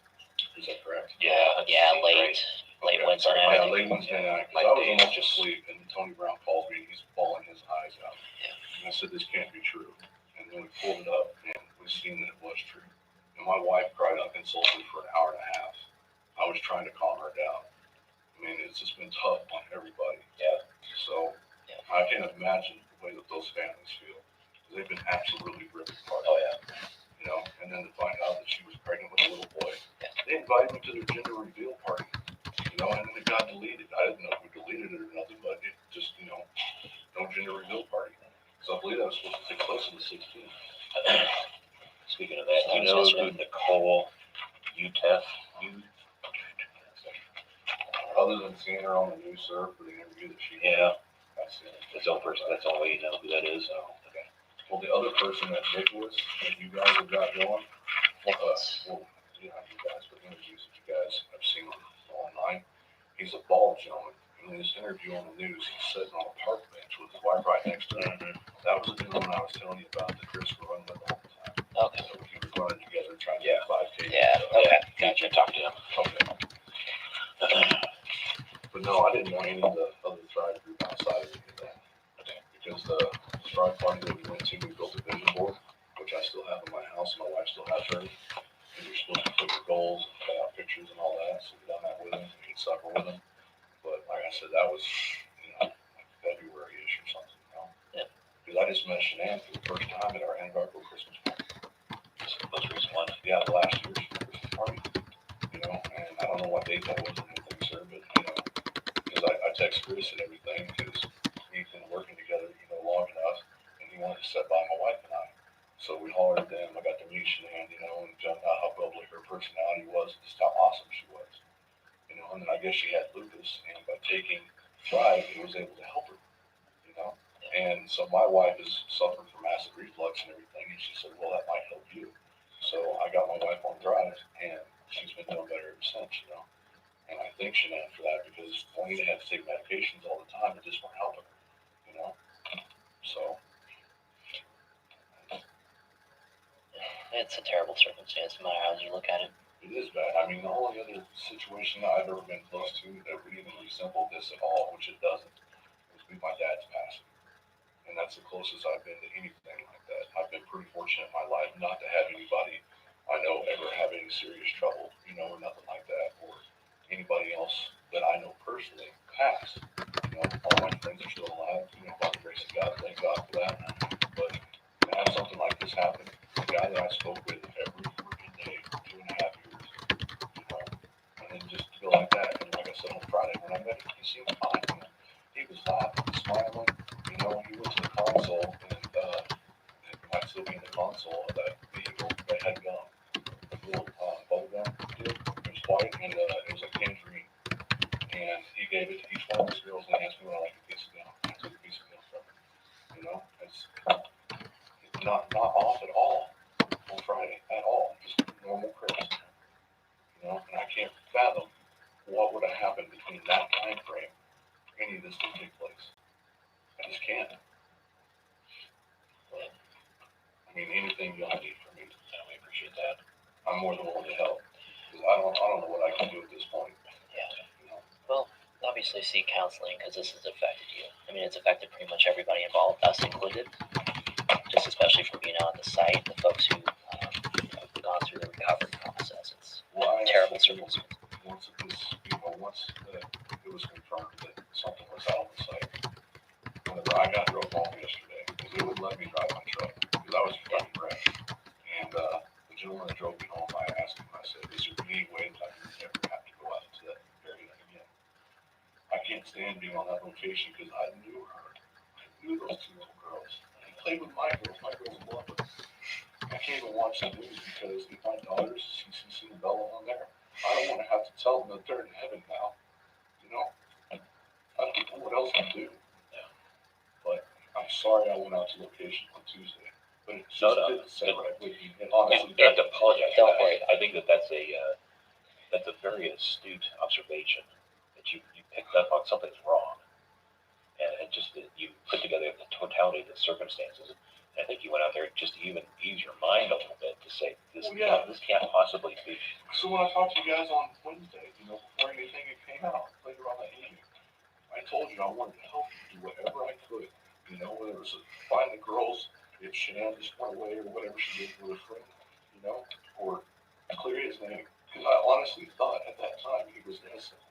But I wanted to know in my heart of hearts if I seen anything odd out there that I could call an officer and have them investigate it. Yeah.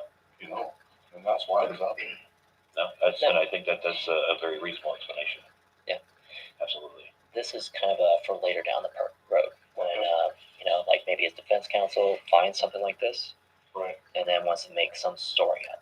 We have to be able to say, no, that's stupid. This is what actually happened. That's fine. I mean, whatever you guys need. Honestly. Does the name Mark sound familiar? Did Chris ever talk about a Mark in California? No, he's never mentioned Mark to me. Okay. Any name that started with an M? Mark name may not be the right name. No. Or anybody in California, actually. He's real reserved in the fact that, he'll let you on a little bit of stuff. Okay. Like he told me his wife having a little bit of issues. Right. But he didn't say nothing about they were, they get a divorce or anything like that. It was just issues. But, when I talked to Chris, it was about fantasy football. He's a big Steelers fan. And I used to be a Colts fan until Manning left because I followed Peyton Manning around. So I don't really watch football much anymore. And I had the 5.0 Mustang. I told you about. Well, he used to have the Mustang whenever he lived in North Carolina. And when he got here with Shanann, they sold it. But he had it all souped up and everything. And since he was a Ford mechanic, I talked to him about the issues or questions that I had with my Mustang. And then my wife has she had a Ford Flex, one of the ugliest vehicles in the world. Yeah. And we kept having issues with that because I bought it outright. And that was my fault. I bought it from one of those buy here, pay here places. I paid cash for it, and it was terrible. Yeah. Had a hole in the gas tank. I drive it for Nice. 2 weeks, and the transmission goes out. Nice. So that was like $5,000. Yeah, right. So no, I'd ask him questions about all that kind of stuff all the time. So all of our conversations were mostly upbeat, talking about sports, stuff like that. And since I, could sense just from him telling me that they were having issues, I never asked. That's not my business. That's not my place. What goes on behind their closed doors, that's their business. Because my wife and I almost went through a divorce 2 years ago, and I was the same way. So I understood. Yeah. You talked to Luke. Let's go, Yes, Dave. sir. Yes. How's he doing? Pretty rough. Yeah, he was pretty twisted up. Yeah, I spoke to him today, and just because I wanted to touch base with my supervisors and tell them that I was coming in today. And he said, okay, buddy, if you need anything, he asked me if he needed to drive up because he was at the office today. He brought his personal Suburban down because the gentlemen that weren't able to drive home, Victor Zavala and Ben Navarre, and I believe Melissa. Melissa didn't catch a ride with the gentleman yesterday, but Victor Zavala and Dan Navarre did. So Luke lives out in Wiggins, so he picked those guys up and brought them in his Suburban. And he asked me, did I need to ride down here, to have an interview with you guys? And I said, no, it's okay. I said, that's why you did drive me down. That way I can go ahead and pick up my work truck, and drive it back home. So, but yeah, he's pretty shaken. Yeah. And Chad McNeil, he's pretty shaken as well. And Tony Brown, he was just all sorts of tore up. I've never seen that man cry in my life. And he was just sobbing the whole entire time we were at the office. And we were talking, about how to, try to let things go and everything, and move on to the future. This guy drew out like a little diagram on board. I mean, he was just almost inconsolable. It's just tough because I'm looked to as leadership in the group. We're right below Luke, for answers and everything. So all those guys talk to me all the time, and that's why I feel like they're all brothers. I do anything for them. And, even Melissa's a sister, even though she's new to the group, she's excellent. She used to be an EMT and everything. So it's pretty cool having her part of the group. Yeah. But, Well, thanks for coming down and talking to us again. Oh, you're Thank welcome, sir. Yeah, if you think of anything, I gave you my card last time, didn't I? Yes, sir, you did. I believe I still have both your Okay. cards. Yeah. Verify that. Yeah. If you think of anything, give me a call or send me an email. Okay. Appreciate that. Philip Jones? Yep. And Greg? Is that me? Okay, I don't want to mess that up. That's very pronounce. That's all right. I need So to we go have on it fire cold. sometime. I've been cold a lot worse, so. Yeah.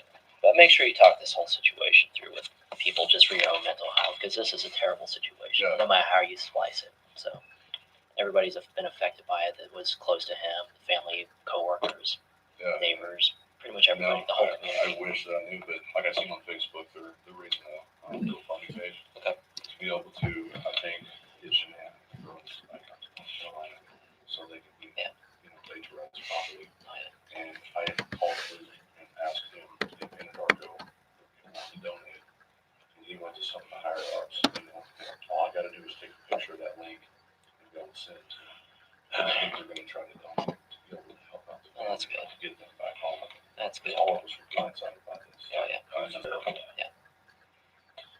Well, even from our point of view, Anadarko has been very nice to us. Yes. So, yeah, they've really gone above and beyond. I think you're blessed to work for the company that you work for because they really stepped up. Yeah. I've been with them for 11 years. And, it just seems like we had a bad stretch of luck last year. Firestone. Yeah, it should That happen. was a horrible incident. Yeah. And now, it's already on the news that it worked for us. Yeah. So I don't know what that's going to do eventually. Yeah. So, all right. Thank you. Appreciate it. Thank you guys. I really appreciate that. And, thank you, Luke. Sorry, I called you. I was thinking about Luke.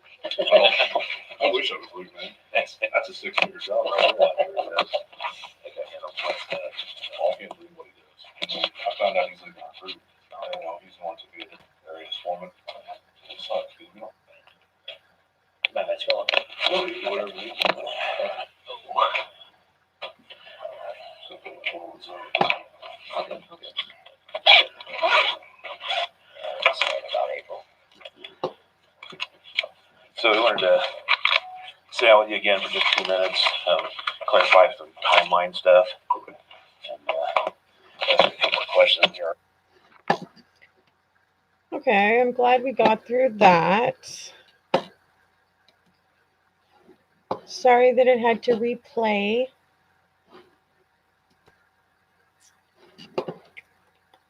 Okay, so I wanted to share with you guys some of the pictures that were sent to me in regards to the burial site.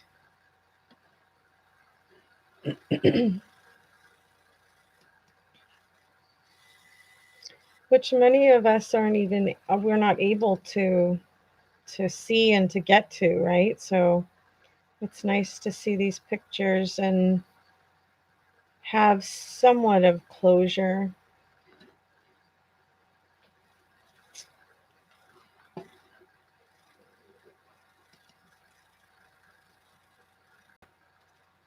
Such a beautiful setup, eh? We love you more. We love you, Celeste. We love you, Bella Marie, Bells.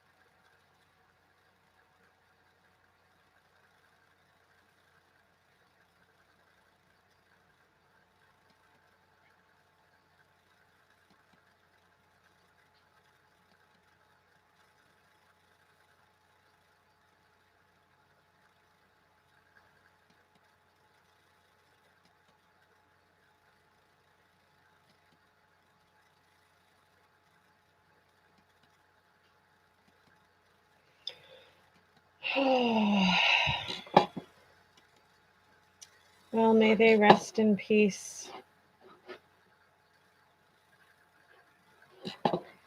Such a difficult case that many of us have been gripped by. And yes, I do think that it was, I think it was more of a power thing that Cindy brought out the ice cream that Cece, was allergic to, kind of thing.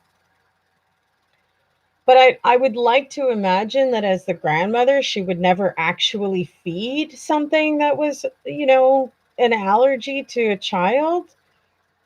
But I wonder if it was just some sort of a power thing, that it was because it was in her house that she already had to, put things away that perhaps would have been out in the open and stuff. I mean, I remember reading parts that Shanann wanted her to sort of, clean up the things that they could get hurt by, like the nuts and stuff like that. And that ended up coming out that day in that fight.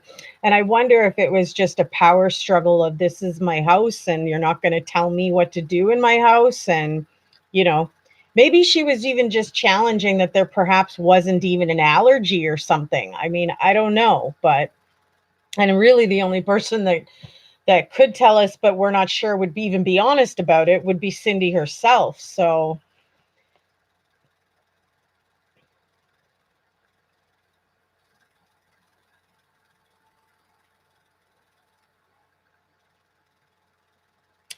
definitely a beautiful grave. I agree, Jewelry Babe. Hi, by the way.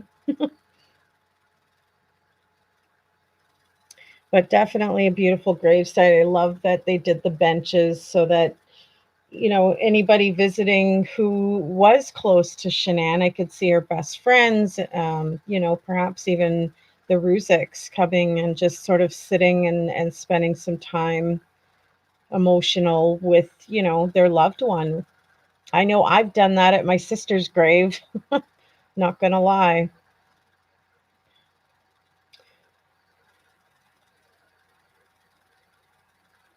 Yeah, I've never really seen one with a bench either. I've seen like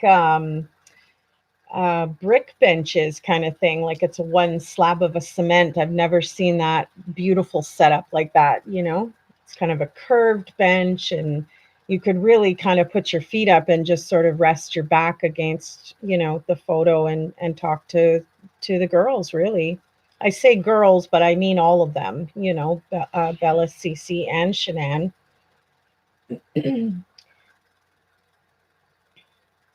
Yeah, it looks like it's kept really nice too, Ocean.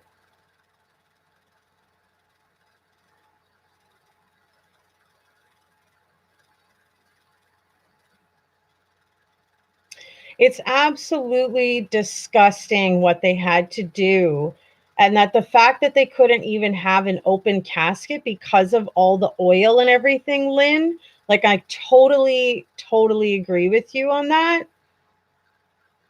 I mean, they had to seal those caskets so much so that they couldn't even do a proper kind of burial in a sense, right? Have a proper goodbye because of what he left them in for days, for crying out loud.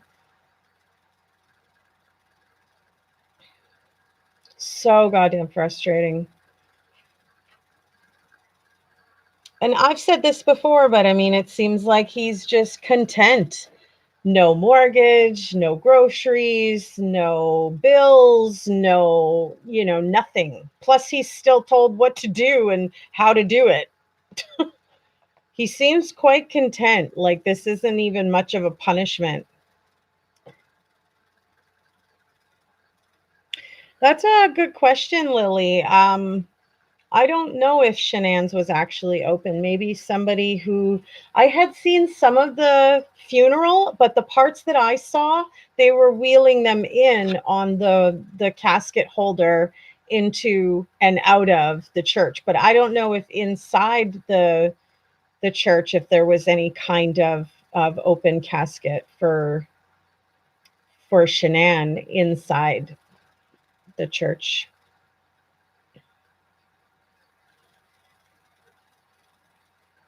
Yeah, those are actual flower beds and they're beautiful. I mean, what a perfect spot for Shanann and the girls.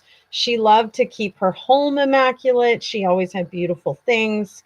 I think her mom and dad and family did an amazing job honoring her spirit in a sense. Yeah, I've never seen benches quite like that. That's really amazing.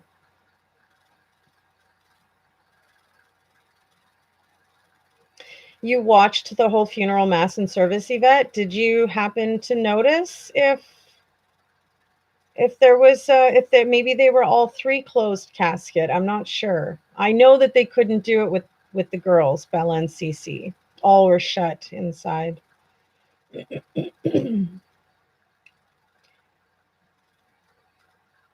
Such a horrific topic and everything, for real. Like, I don't know why he thought any of this was a good idea.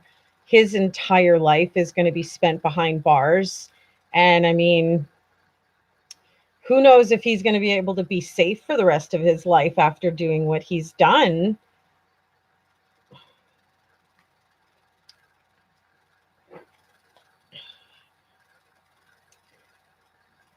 Absolutely heartbreaking, anyways. This case has definitely grabbed my heart and emotions.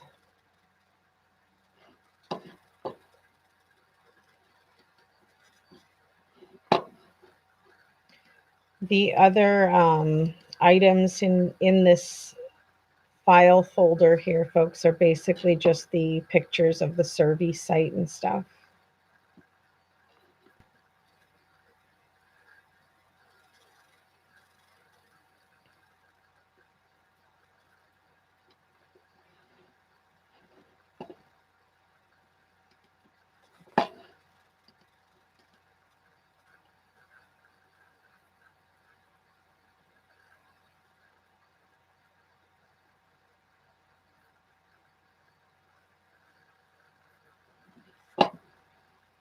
Chris Watts stopped for 2 hours and 36 minutes. He arrived on August 13th, 2018 at 6:53 a.m.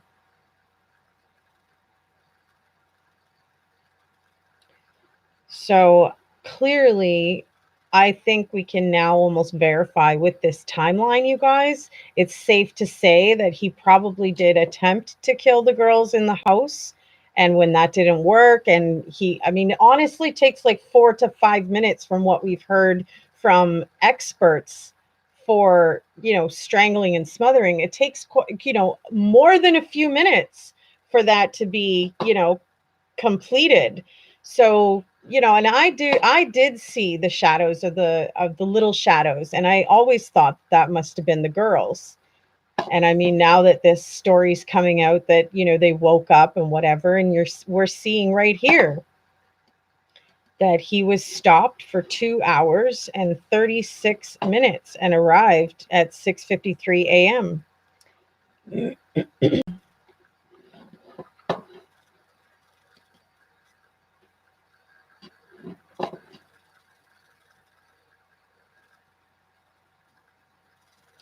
Yeah, I have heard that there's been some difficult people who were very close to this case. The hazmat people as well that had to witness the girls being pulled from the tanks and stuff also definitely had some career issues after this monster completed his deeds. But it's unfortunate, for real. He ruined a lot of people's lives by making the choices that he made. That's for damn sure.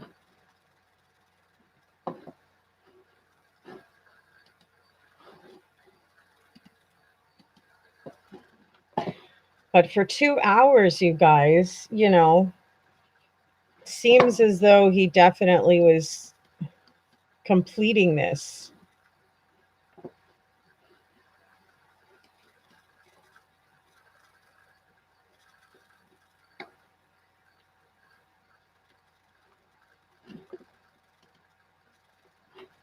Troy McCoy arrived at 10:25 and stopped for 3 hours on the survey site.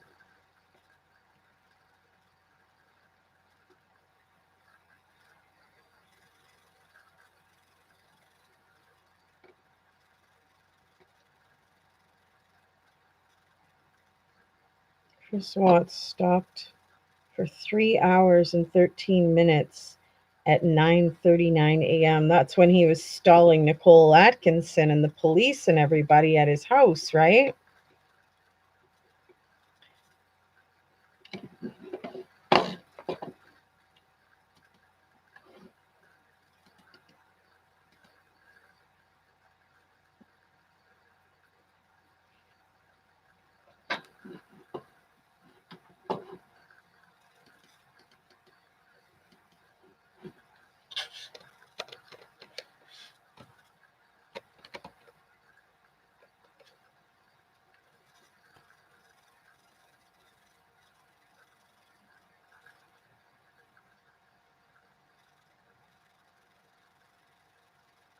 So this must be the reading of the truck.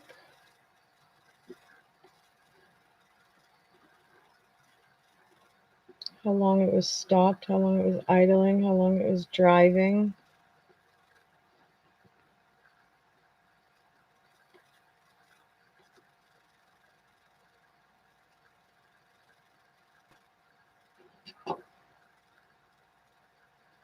$5.18 to $5.46.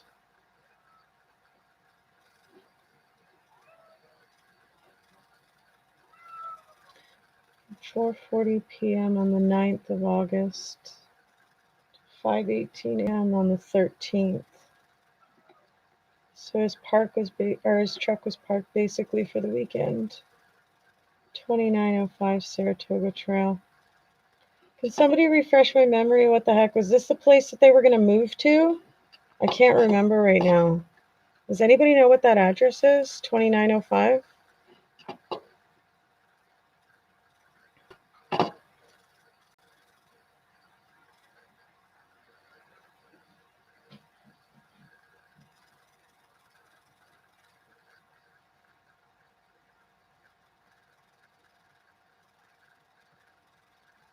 Their house is 2825 Saratoga, Jen.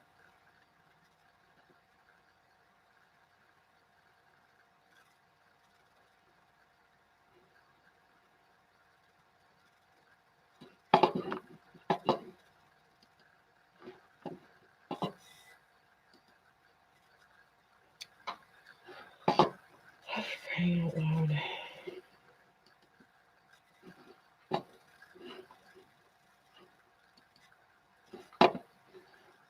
2825 Saratoga Trail is their house, honey. So 2905, I think, was the new place they were trying to downsize to and move to. Well, there was talk about it anyway. What's the comp house, Jennifer? What does that mean, comp house?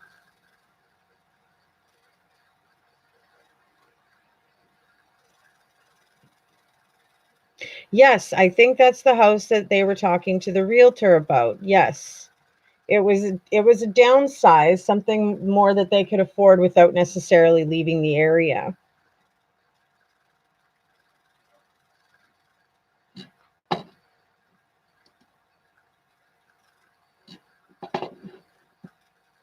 But it does show that he stopped there for a little bit anyways. 27 minutes to be exact, which is a little bit weird. Like, what the hell is he doing? Does anybody else think that's weird? Or am I alone on that? These timelines are very telling. 2 hours and 36 minutes.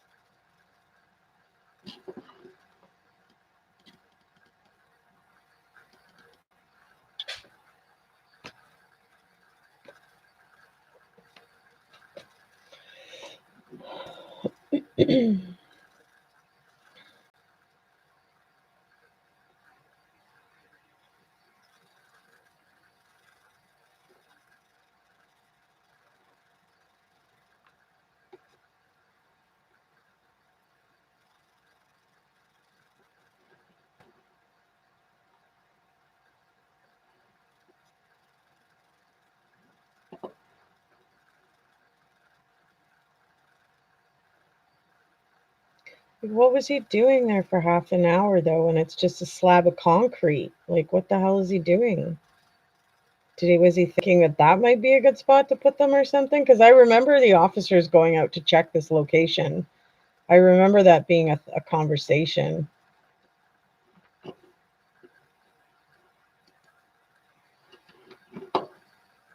Oh, you got to head out, boss? Okay. That is an unusual amount of time, right, Jennifer? The realtor wanted to know if that was the same model house as he put it, is to put a sale price on it. Comparison house. Yeah, I remember it being like a downsizing type home thing. So interesting information, of course, as always, right? And I mean, we already covered the McCoy interview. So that concludes the S70 2018 273 S8 attachment.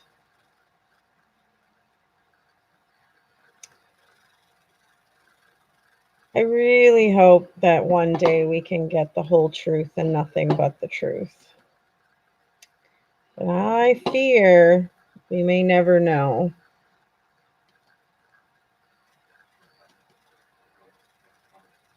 Hello, Young Lava. Welcome. Thank you guys for the likes. If you enjoy hanging out here with me, hit that like. I appreciate the support. If you want to be notified whenever I put up a post or whenever I go live, click the notification bell. Make sure to select the all option. Otherwise, you might miss some of those notifications.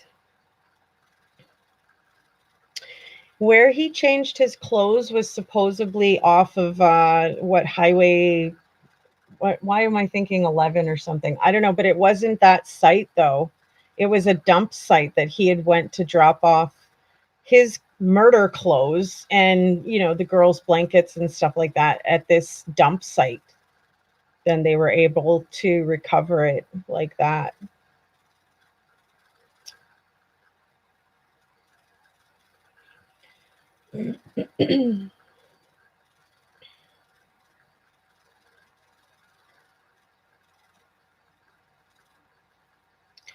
Yes, but why doesn't he have the level of mentality, because he has such an IQ and all this smart talk about the man and stuff? Why couldn't he finish the analysis of the consequences of his actions in his own mind prior to this? Like, did he not think that technology, law enforcement, CSI, and the investigation was going to reveal the truth? Did he really think he was going to be able to get away with it? Because I just don't understand throwing away your whole life just to be rid of your responsibilities. Like, what is that? You know?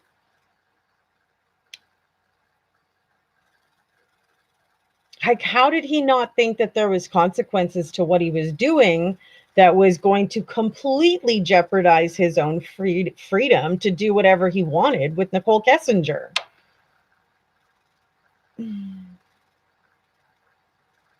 No, it got recovered. I read about it getting recovered. It just never got released to the public. Sorry, I'm blind tonight. It sounds as though did not know they were going to sell.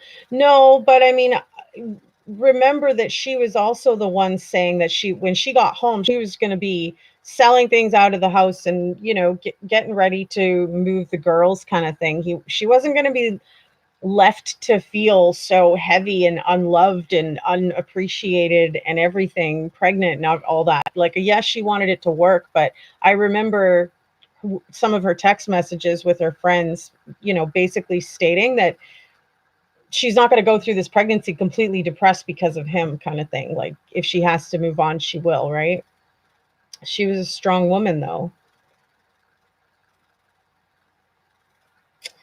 Jonice O'Neill. See you forever. Some more good channels to watch. Aw, that's awesome. Couldn't find other channels lately. Well, it's so nice to see more faces here. If anybody's new, hit that subscribe button. Everybody's welcome. I've said this often. I offer a non-bullying open platform for all ages, races, sexes, ethnicities, backgrounds, beliefs. It really doesn't matter what your culture is or anything. Everybody's welcome to comment. Everybody's welcome to join the conversation. And nobody's going to gang up on you for a comment. Freedom of speech. For real, though. Confidence of a group of people, they thought it all out meticulously. I think he could have been that delusional. On his own, not enough stones to pull it off. I'm like, wow, dude. Like, how did you not realize that you were going to spend the rest of your life in jail for what you were doing to your kids and your wife? Like, what? I don't understand how that was getting the freedom to do what he wanted with Nicole Kessinger. Like, that sentence completely contradicts the thinking the crime all the way through. Like, what the hell is he thinking? It just doesn't even make sense.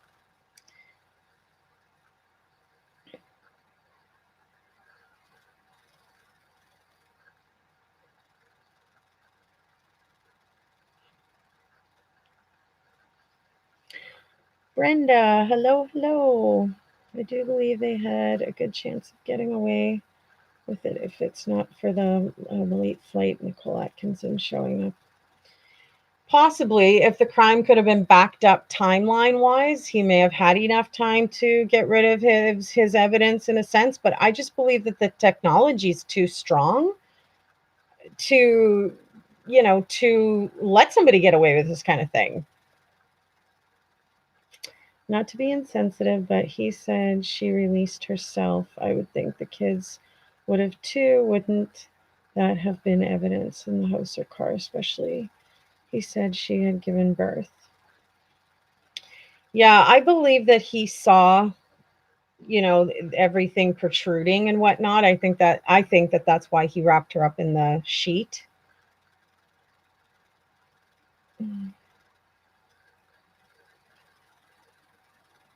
Aw, thanks, Tina. I appreciate the sub, hun. Right on. And the likes. Look at that. You guys so totally rock. I could not do this without you guys. I love y'all. For real.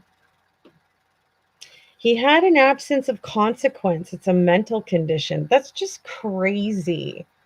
How somebody with his supposed caliber of IQ and all these smarts and stuff wouldn't be able to realize that his life was also being thrown away in the process of what he was doing.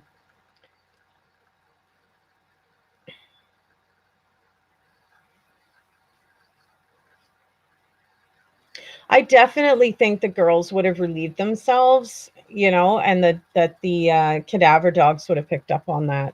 That's what makes me kind of believe his second story. But it's like, why? I guess once you got, a liar, it's kind of pathological after that. I don't know, but that's what seemed to have happened with both NK and Chris Watts. The Watts case has affected me more than any case ever has. My heart aches for Shanann's family. I wish people would leave them alone. Shanann and all three of her babies were beautiful souls and special. Jonesy, Oni, honey, I totally agree with you. It's so sad. But because so many of us fell in love with Shanann and her family, I think that we're gripped by this case and we can't help but hash it out, talk it out, and try to wrap our heads around some of this. But being there for each other through it is probably the most important, and at least we're able to come together to kind of comfort each other. I believe that we've been nothing but respectful since day one of this crime.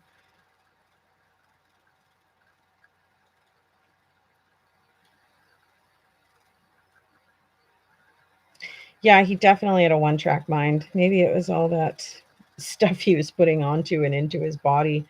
Who knows, Ocean? Who knows?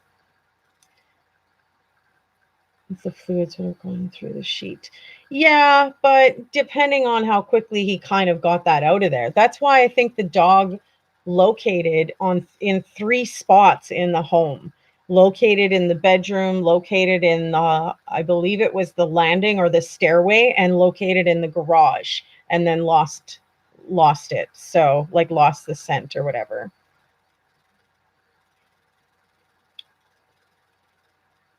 Yeah, it's really nice to be able to support each other and kind of show the Ruziks that they have love out there despite the haters and the people that are trying to rip apart Shanann's, character for nothing. Um, I think that they can see that this is a caring spot and that we're not trying to be rude or mean or anything. I sometimes wonder if they were going to set the house on fire, but it's always made more sense in my mind.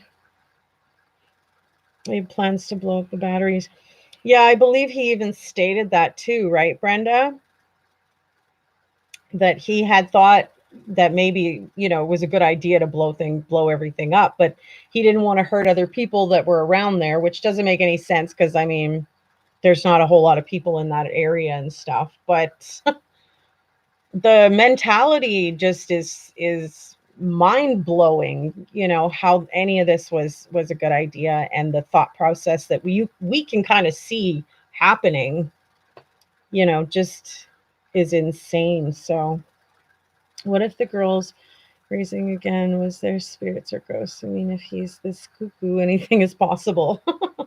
Yeah, young lava. Yes, I know there's been a lot of different theories and even some conspiracies that have come out of the woodworks kind of thing, but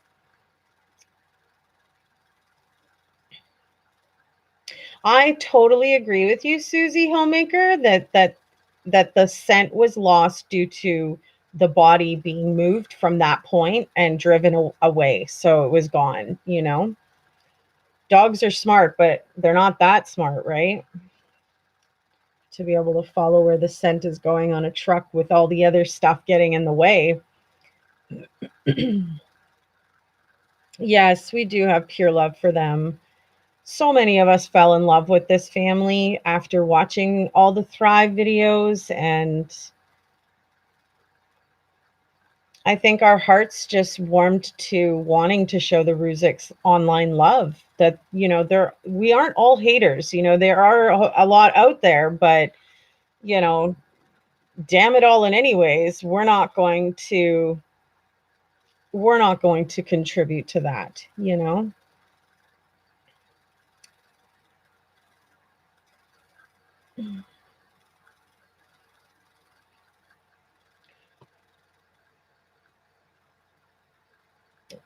Yeah, that brings the question, young lava.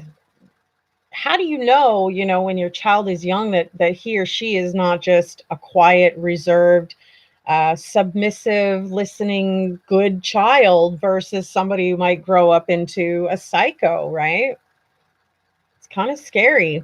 It's scary that he can be so normal before, do something so chaotic, and then be normal again. I'm like, I can't wrap my mind around this. Well, I don't think they would have both rose again at the same time. Why? Is that what the book says? I don't think they would have both rose at the same time. But again, we go back to the fact that we don't actually know GPS coordinates wise where Nicole really was. We don't really fully know if she left before, we have no idea what really happened because we don't even have all the freaking evidence. So it's real hard for us to try to figure this out. Like, God damn it. Seriously. It would be nice to have all the pictures of the pieces to the puzzle to be able to come to the same conclusions that, officers did and stuff that got to be on the end and see everything involved in the case.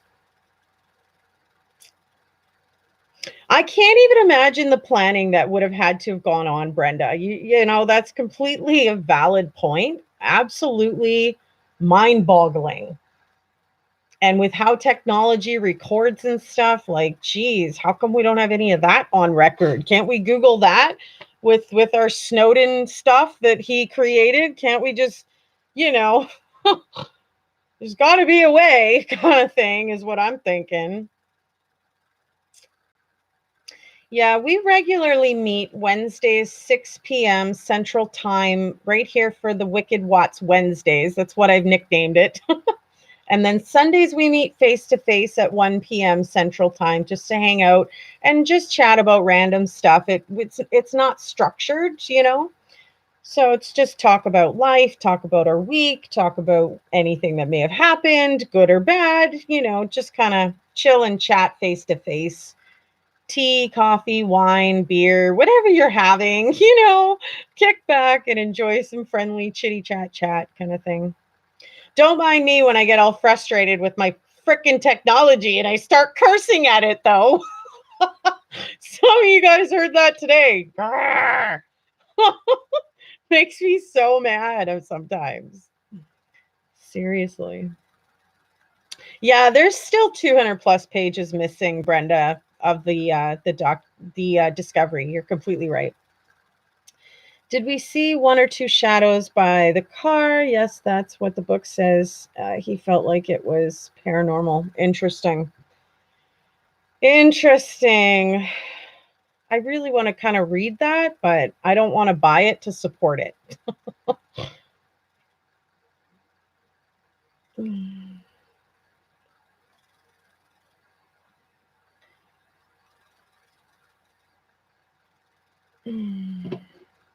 I believe we are stronger, y'all. It would be awesome if, Jonesy, we could make some kind of difference, even if it's something small. It's worth trying. Jonesy, I'm totally with you on that. That's a wicked suggestion. I shouldn't call it that like that because this is Wicked Watts Wednesday. But that's an amazing suggestion. We certainly could look into that. Hi, David. Welcome, welcome. I'm glad that some of you guys got to read the book. I wonder if there's some things that are embellished somewhat. Or perhaps Chris Watts said something in a certain way to the author and she took it in a different way. We all know how that can happen. Depending on, the counter questions that may have been asked rhetorically or whatever in regards to the topic at hand, whatever that may be that they had. But also a lot was left out. Interesting.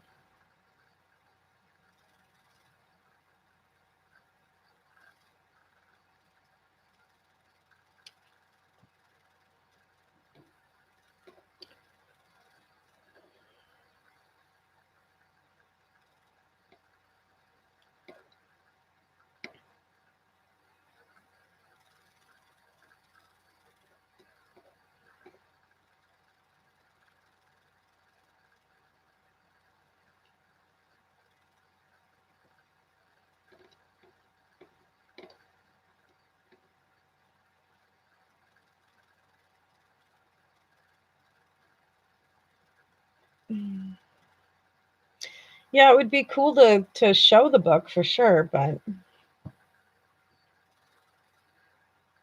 there are some contradictions with the discovery in the book.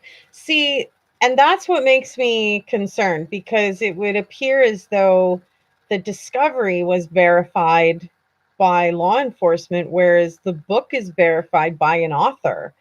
And what kind of credibility does that author have? Do any of us really know?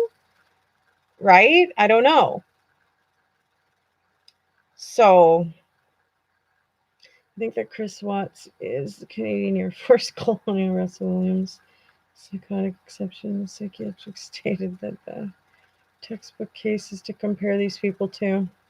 That's crazy that in this day and age we still have things like that happen, where there is no textbook cases, where it is precedented and stuff. Like, although there are many people around the world that have been in these family type situations where somebody dies, it's usually to do with money or, drugs or affairs or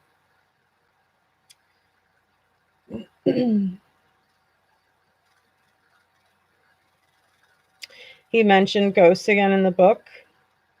He said he saw 2 evil spirits in the jail, supposedly his maternal grandparents. Really? Wow. I wonder if he could be plagued by something. Who knows? Just buy the book and read it. Oh, you're talking to Jonesy. Or it's Jonice. I'm sorry if I'm saying your name wrong, girl. My bad, for real. I think I want to buy the book, but I'm scared to. You know what? We could all pitch in like 50 cents or $1. and one of us, I'll buy the book. We'll all pitch in 50 cents or $1 and we'll show it here. Oh boy.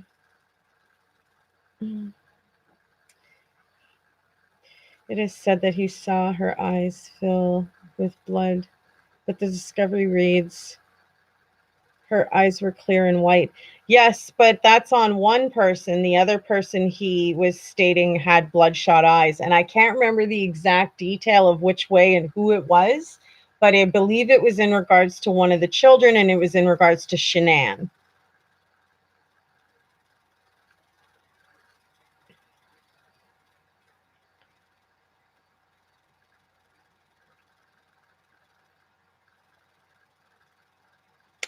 He felt the grandparents were the demons that possessed him. What? That's crazy. Although, for Chris Watts, I guess it's not so far-fetched, right? Some people become evil and possessed by the interesting thought. Ocean, thank you for sharing. Aren't I going to buy the book? I don't know, you guys. I really don't want to support, that like that. And despite the author stating that he and she, because I believe that she didn't work alone. I believe that her interview with Scott Reich, that she was looking to somebody else almost the entire time as she did that interview. But anyways, we don't exactly know where the proceeds are fully going. So it's, I don't know, not fully within my interest to want to support that with somebody else. I'm not so sure that's a great cause to support. And although they said they would be donating some to like some charities and whatnot, we don't know. So what's up, Gigi? Anyways, it's been really nice hanging out. Our face-to-face talk will be so much fun. Even if you guys want to keep talking about some of this stuff, we can bounce subjects and whatever.